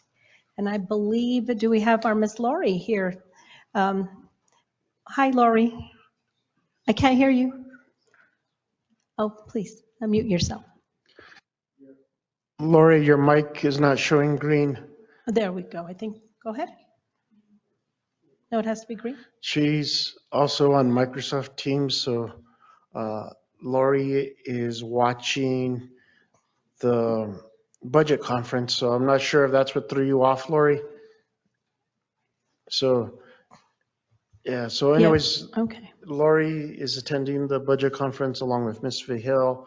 It's a virtual budget conference, but approximately last week, we did receive the grant agreement from the state of New Mexico, from the Department of Finance Administration for the $3 million expansion to the Peñasco Community Center.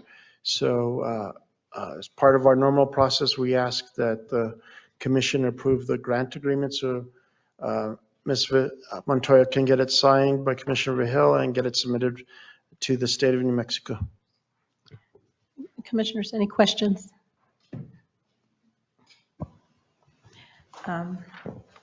Yes.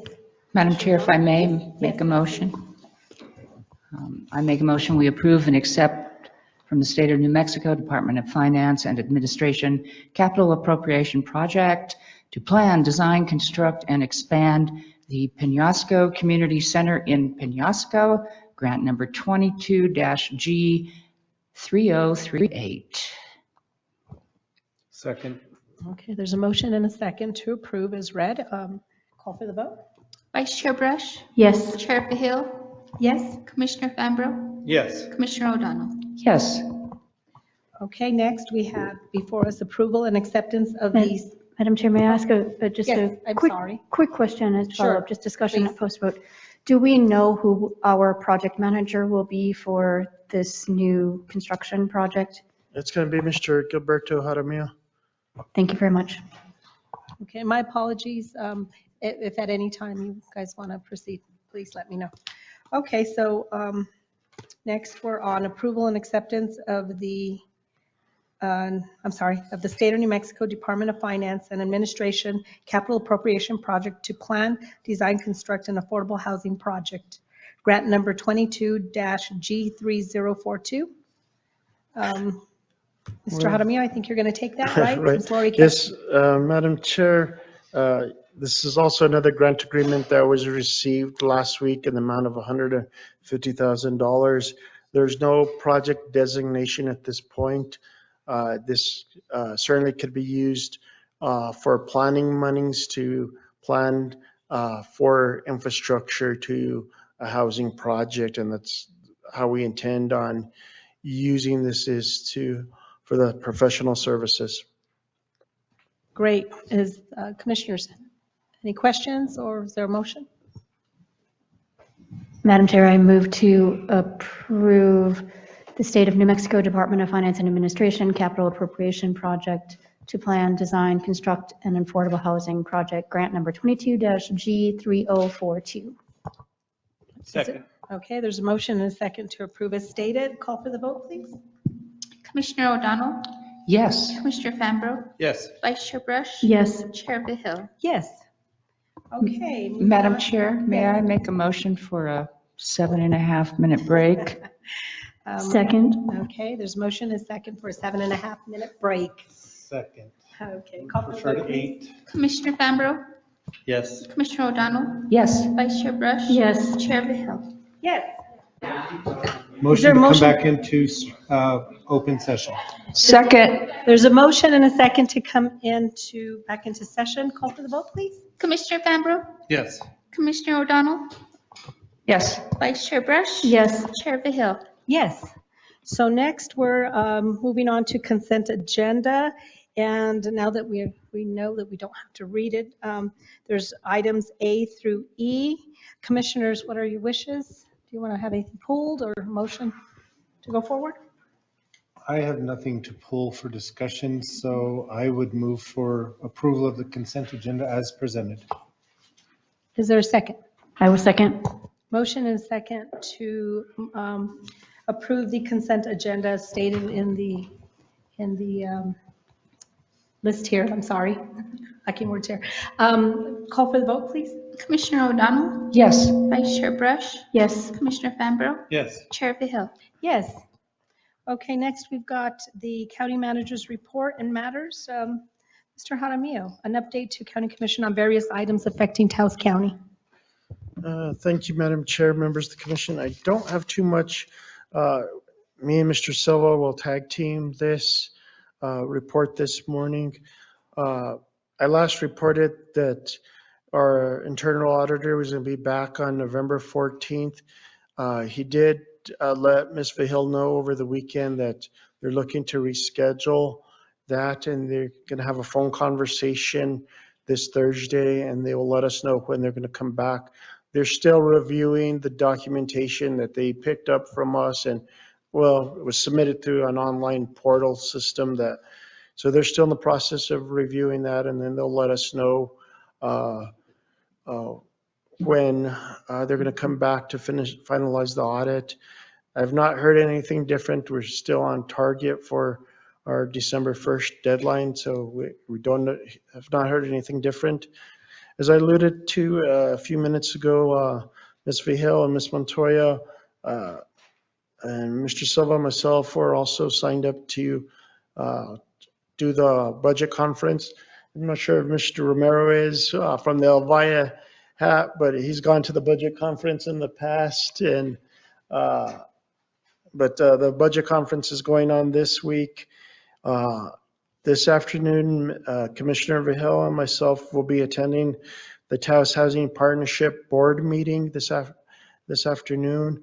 We are going to be talking about a possible interim executive director this afternoon, and there's a few other items on the agenda. And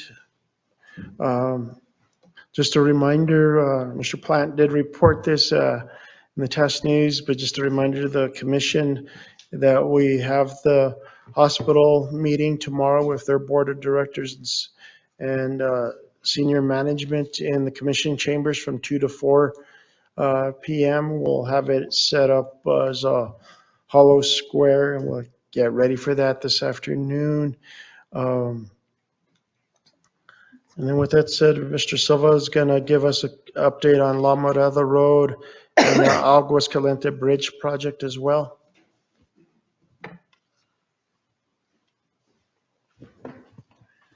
Well, good morning, Chair Vigil, Vice Chair Brush, Commissioner Fambro, and Commissioner O'Donnell. Current updates on a couple of the public works projects that we have in play. We're a little bit behind schedule due to weather, and I think I've already explained this in the past, the John Dunn Bridge. That was one of the updates. Projected date of completion was going to be late November, but due to the fact that we had those delays of some stolen equipment and materials, that kind of pushed us back. We had some rain issues through that time that has halted the production of that.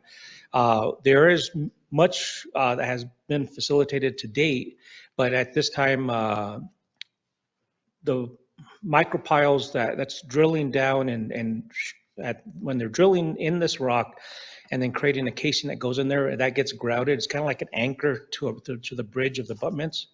They were having to go down a little deeper than normal, and then a lot of that rock that was there was a little bit tougher than they expected. So that's taken some delays, and now the weather of concrete and getting a crane down there is going to be some of a challenge. So they're looking at Christmas would be the completion date, but I'm waiting to see tomorrow's meeting. We'll have another weekly update. So that's that project. It's a work in progress. Aguas Caliente Bridge, we've had the pre-construction meeting. We're waiting on the NOI as notice of intent from the SWIP plan, but all permits have already been facilitated on Taos County has already completed that. We did that last year.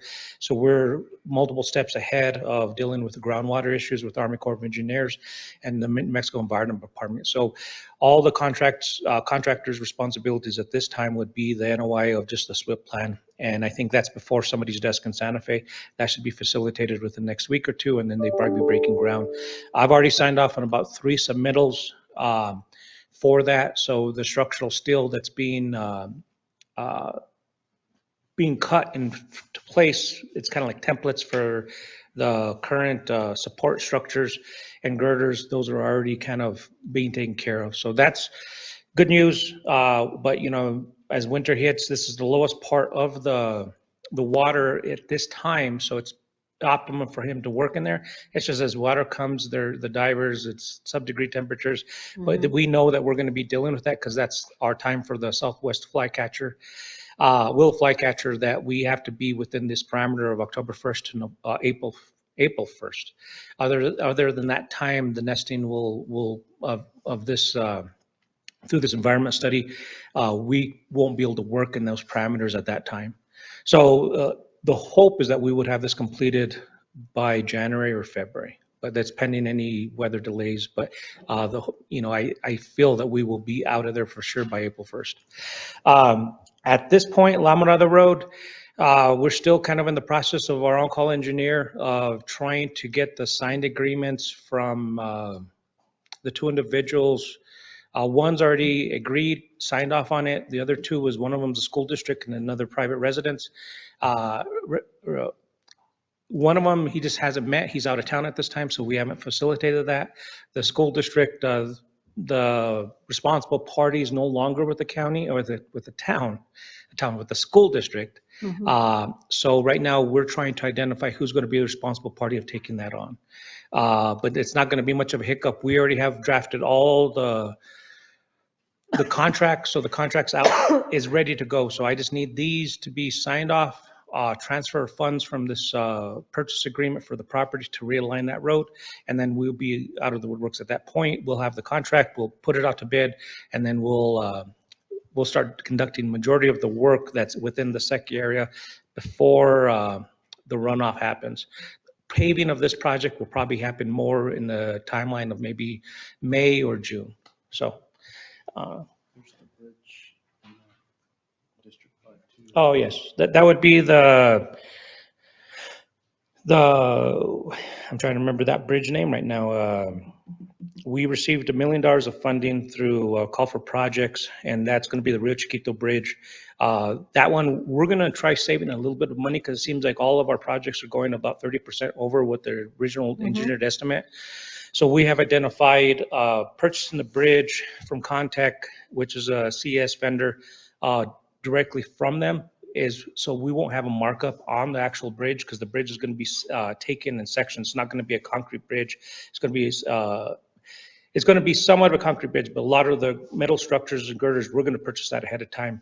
I think that's going to be in our best interest to take that on because then we won't have the markup, and the contractor will just need to facilitate and construct the bridge on site. He'll have a little bit of structural concrete for the abutments of the bridge, and then the decking of the bridge would be concrete at that time. So we've taken that choice to move in that direction. And that one, I think we have a fund and budget was created last week. If not, that's what we're waiting for at this time. And that one will be going out to bid as well, but we're waiting on one environmental study that needs to be conducted, and that's it's in play at this time. And I believe, I'm trying to think if there's another projects on the public works side. As you saw, Mr. Vasquez came in today to speak about the wood donation. I had Randy has signed off on the current MOU between us and the land grants. The other identified that I had sent to legal to look at would be the process map of how individuals are coming into our facility, how they're signing in, how they're able to pick up the wood, and how they're leaving. So we would have a release of liability. So there's another release of liability for anybody that's entering Taos County facility and how they're picking up the wood and taking off. A lot of this wood is going to be identified, processed on site within our public works yard in Penasco, and then from there it's going to be distributed to the elderly and the disabled within the Penasco community. But that should be between myself and Bonifacio, or Brent and Bonifacio would sign off on this agreement before the end of the week. And then the additional he spoke to today was just identified additional insurance for the yard if any mishaps that are there. So it's just a certificate of insurance that we're going to need to identify. So I just need to give them the amount of the claims that what we would like to see within the insurance and within the parameters that we feel comfortable with. At that time, I stand for any questions. Commissioners, go ahead. Thank you, Madam Chair. Did you get clarification from DOT on the Pilar Bridge and the 1.2 million they said was coming out of HB2? Not yet. Okay. Unless we haven't found out. So we've already, because we're going to miss the timeline, we did have to commit our money to it. And once we commit our money, then we can't continue. I've never seen the state be able to reimburse us for a grant agreement that came after. So I'm going to check on that. I'm going to call Jerry Valdez. And we've called the secretary's office and they say it's in there. The other thing I would like to do, if we can't use it on this current project, is use it, get it dedicated to the new bridge that we also have to construct. Oh, okay. So because we'll I think we all heard that they were Right. going to help us with that. So, okay. So explain to me, because we've signed a document, if we do sign an agreement for the 1.2 for Pilar, you mean there's an issue with the timeline or what? There's an issue with the timeline. So, for example, let's just take the $3 million as an example from Penasco. We couldn't have worked ahead and built a $3 million expansion and then expected to get reimbursed.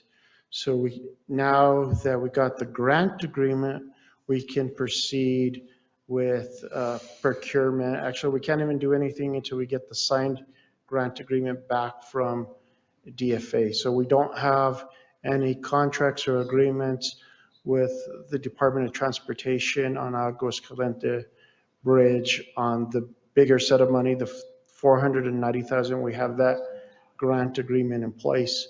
So any monies we spend, we can use the first grant and then maybe somehow something can get worked out where we can use that grant agreement. Okay. Thank you.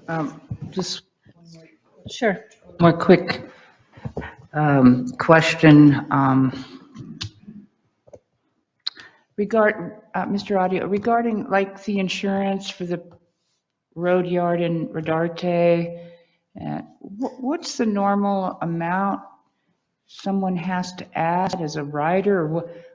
Is it like $1 million? What, Right. life insurance, or how does that work? That's normally what we do. So what the key issue is these folks are going to be coming in and doing a activity that could result in injury to someone on our property.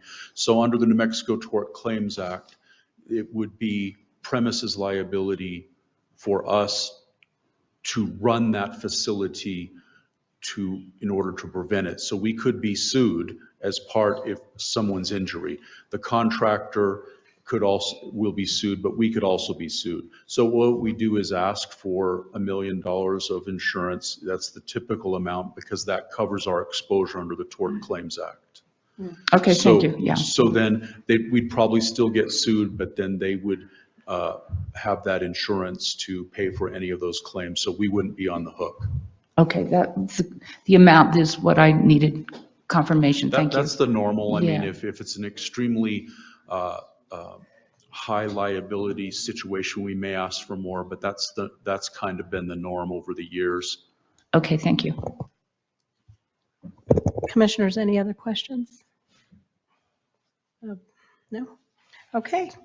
So let's go on to. Actually, Madam Chair, I do, I'm sorry. Oh, okay. I did have one question. Mr. Jaramillo, Mr. Silver, thank you very much. And Brent, you did remind us of the work study session with the hospital tomorrow. Oh, yes. And are we still scheduled for Friday afternoon for the strategy session with commissioners?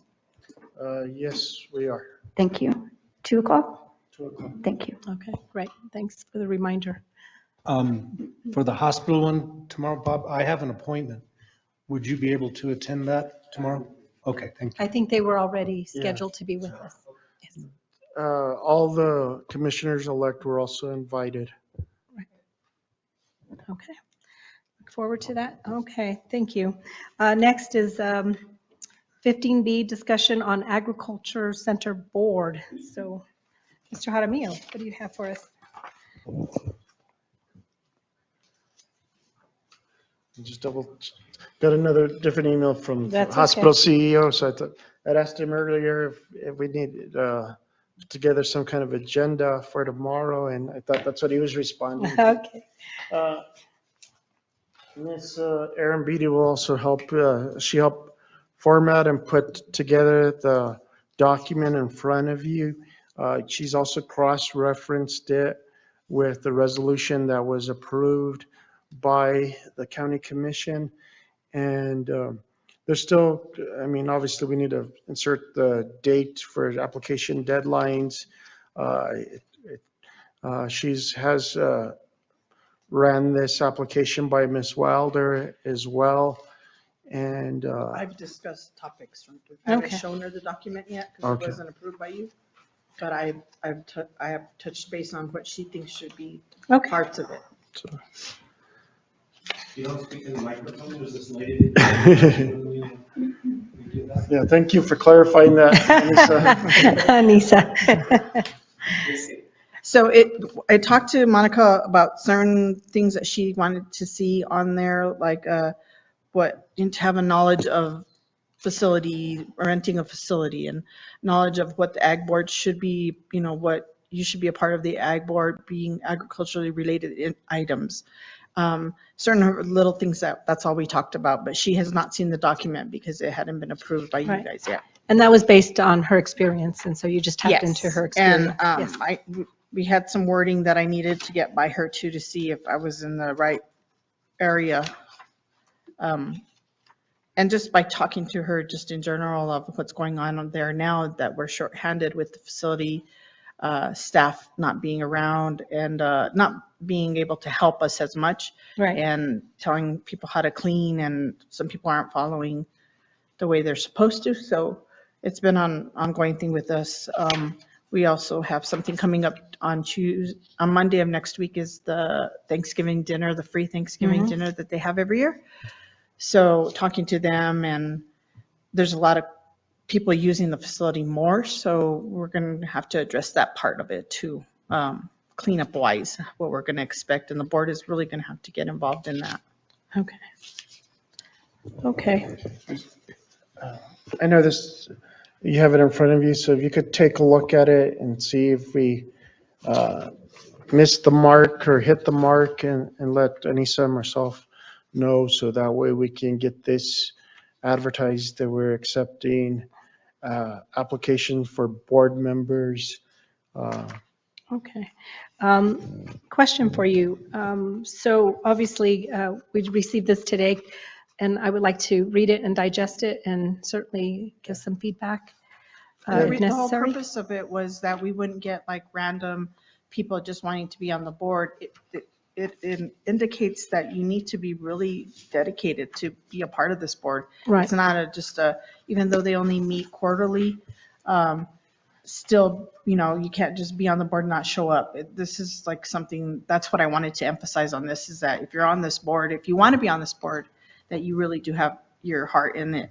So that's kind of how it says a lot of telling you exactly what you'll have to serve and how many meetings you'll have to attend and functions, so that, we really do get people that are really. And what they bring to the table, because it clearly. We might need a little bit of wordsmithing. Yes.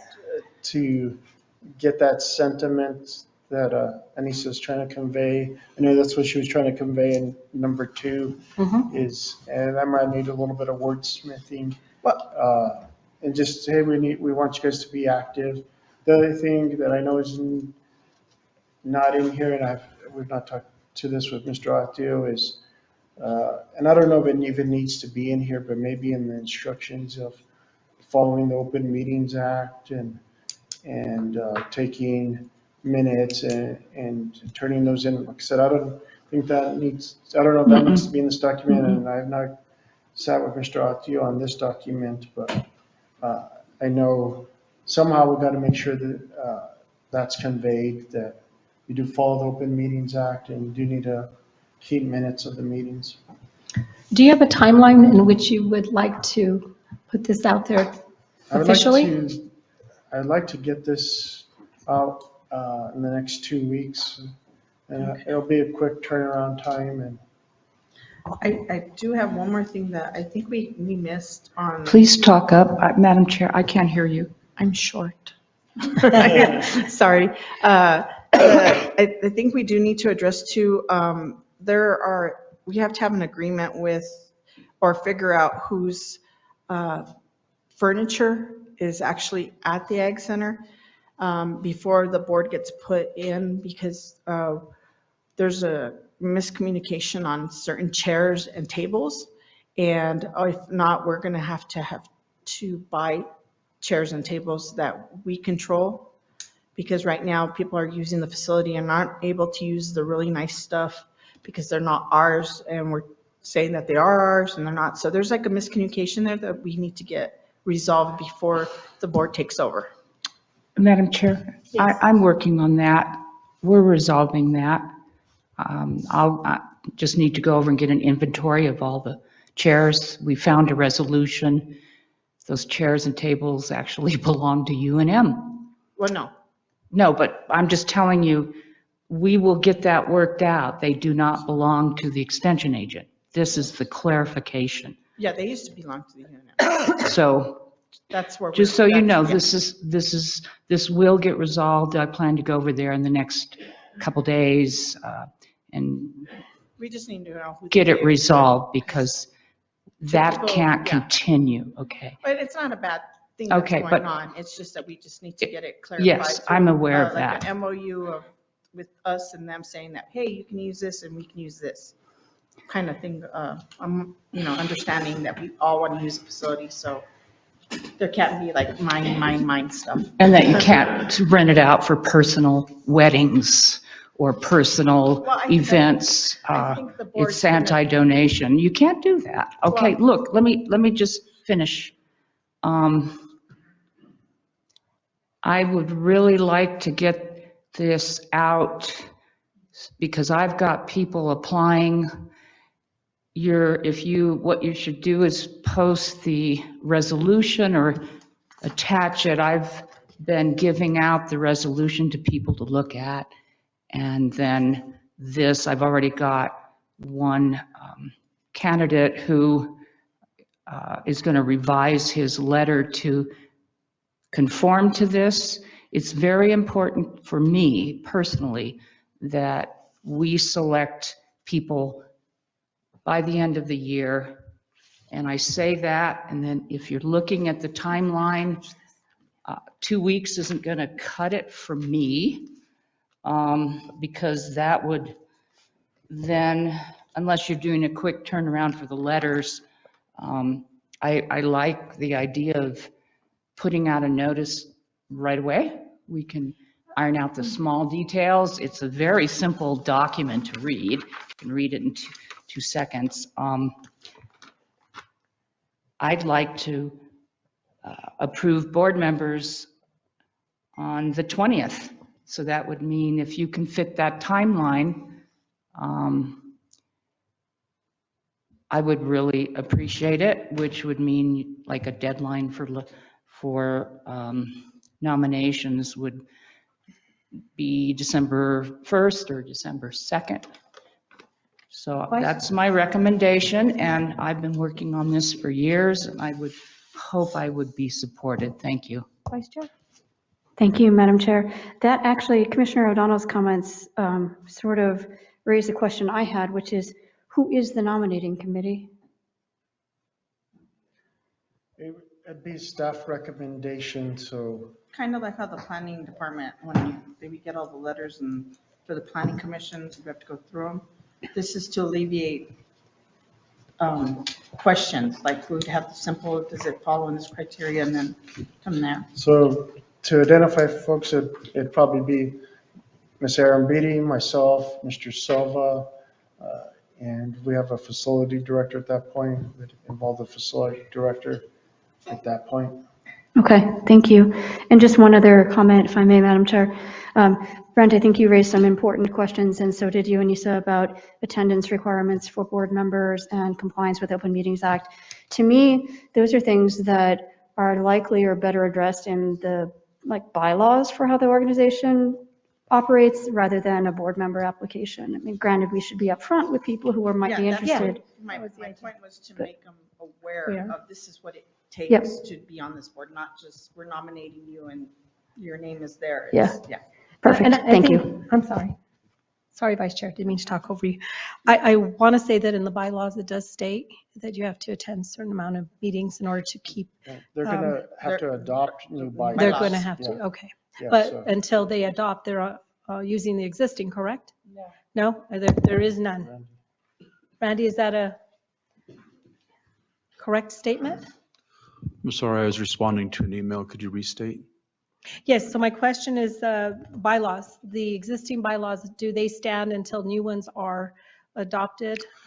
Yes, and what the way the ordinance or the new resolution was written, it asked that they be done, their first order of business would be to draft and send by, actually it'll be called policies at that point because it is a public body versus a private for-profit or non-profit organization. It's a public board, so it would have rules and policies. So that they will come back to you for approval, and those things should be in there, and they should, like any other public body, adopt an open meetings resolution annually.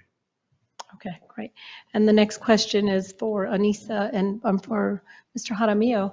I know Commissioner O'Donnell is very passionate about this, getting this done. We all have been wanting to see this completed, but I definitely want to make sure that we're thoughtful in this process. So my question to you is, can we achieve what she's asking us to do? It's possible to achieve it. We just won't be able to.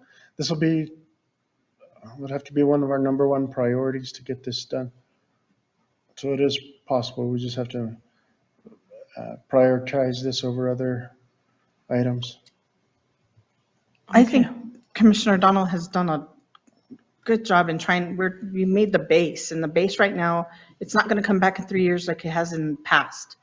I think the base has been put by this commission and the ones before it. I don't know if it's going to be that fast to turn around getting people to apply for it, but we'll do everything we can to get it situated. I'm hopeful. Okay, great, thank you, I appreciate it. Okay, anything else, commissioners, in regards to the Ag Center?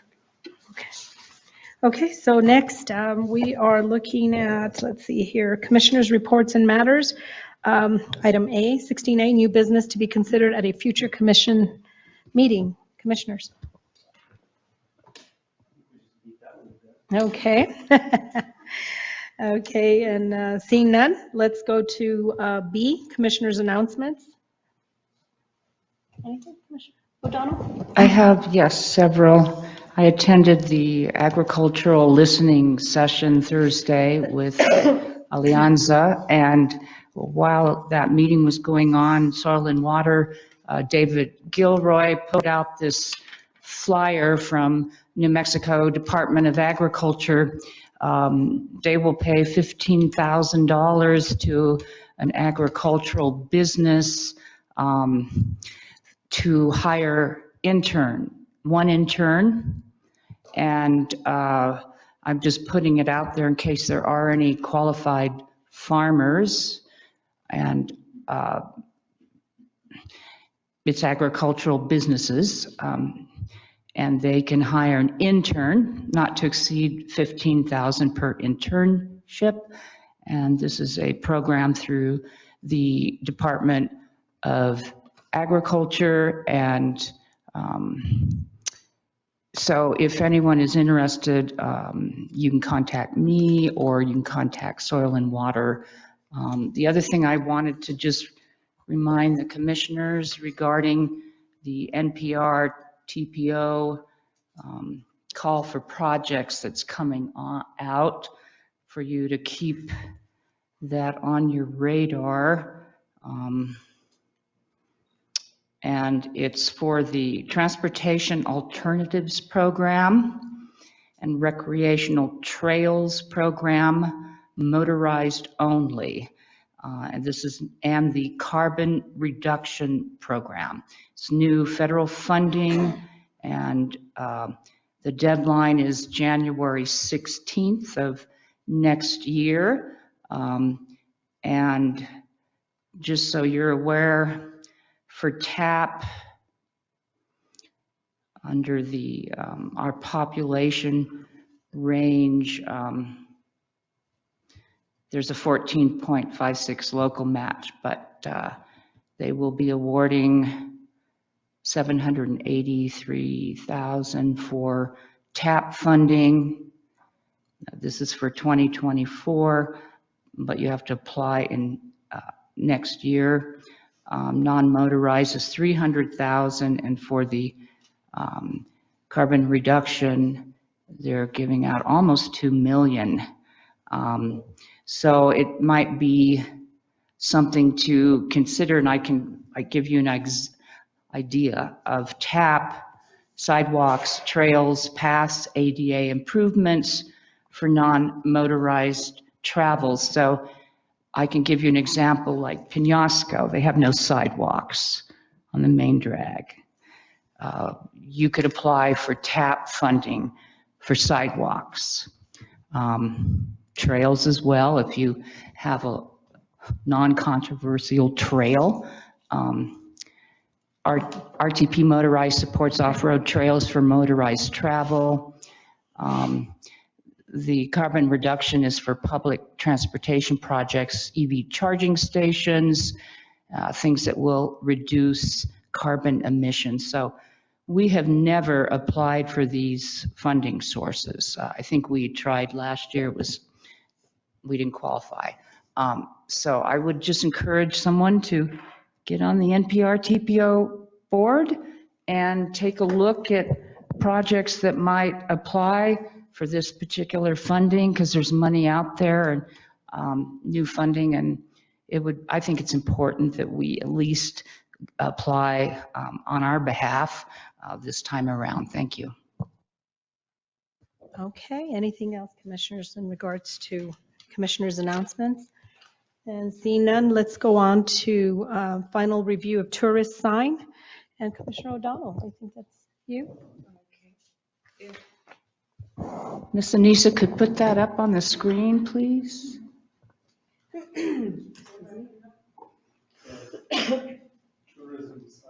So this is the one where you approved the 14 locations. This is the map that goes with the 14 locations, and I just wanted you to review it before it goes to the sign company. It's in the packet, correct? Yes. It's in the packet. Denise, are you able to put that? And Madam Chair and Commissioner O'Donnell, it might be a good idea to review both together so that we can, if you're asking us to review and make sure that all matches up, then it might be good to see the list to match it up with the numbers on the map. Just a thought.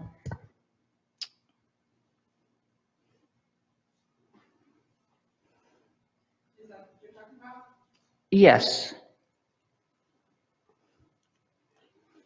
So somewhere in her file, she does have that other map, but I don't know if she can find it right away to put it up to check the sites.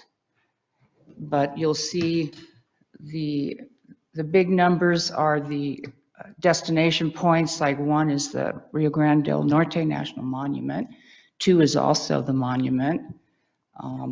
And so you have the locations next to this map. And the one thing I do see we've missed is Pilar, to add Pilar in there.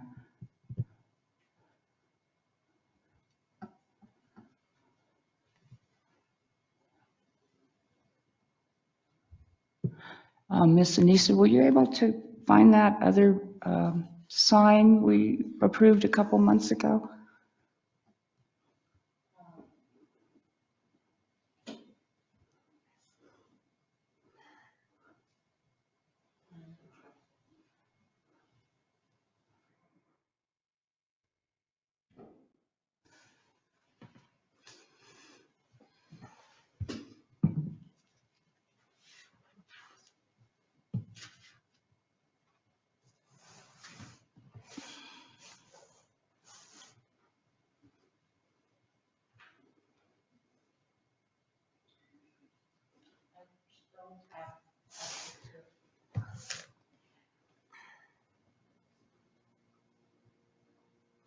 Oh, Commissioners? Commissioners? I can send that out to commissioners if you have that other map as well, but in a packet, but I'm happy to send it out again so you I think that's a great idea. compare it. And if you could do so, and I'd like to send that to the printers as soon as possible. Thank you. Okay, so let's move on to item D, admonishment of a county commissioner. And I'm going to ask Commissioner Fambro to take this one. Thank you, Madam Chair. The public may recall that 2 meetings ago, the chair read a statement on behalf of the county regarding an incident that occurred between a well-intended project that Commissioner O'Donnell took on herself. There was nothing malicious or anything on her behalf towards that. However, it did offend quite a few people, including the family, and we discussed this in executive session. The 4 commissioners you see in front of you and Mr. Audio only at our last meeting. To remind the public, things discussed in executive session stay in executive session. This is a personnel issue. We had 3 different options to deal with this, and the one that we chose didn't decide in executive session because we're not allowed to decide things. But the one that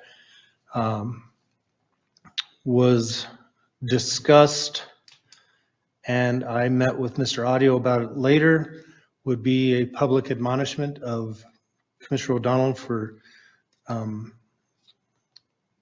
the event, and to remind her that things are done with the commission as a whole and not individually. And this matter is now closed after I finish this statement, but I do ask that to get a concurrence, yes, no, nod, something from Commissioner Brush?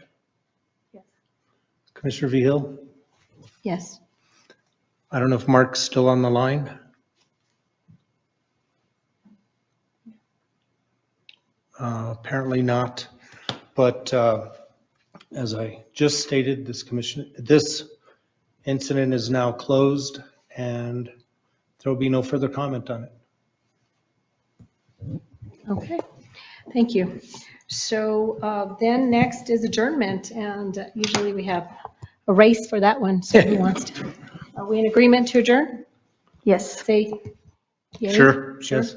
Good. Okey dokey. Okay, then everyone is in agreement and we are good. Thank you for those that attended. We appreciate your presence and have a great rest of your day. Thank you.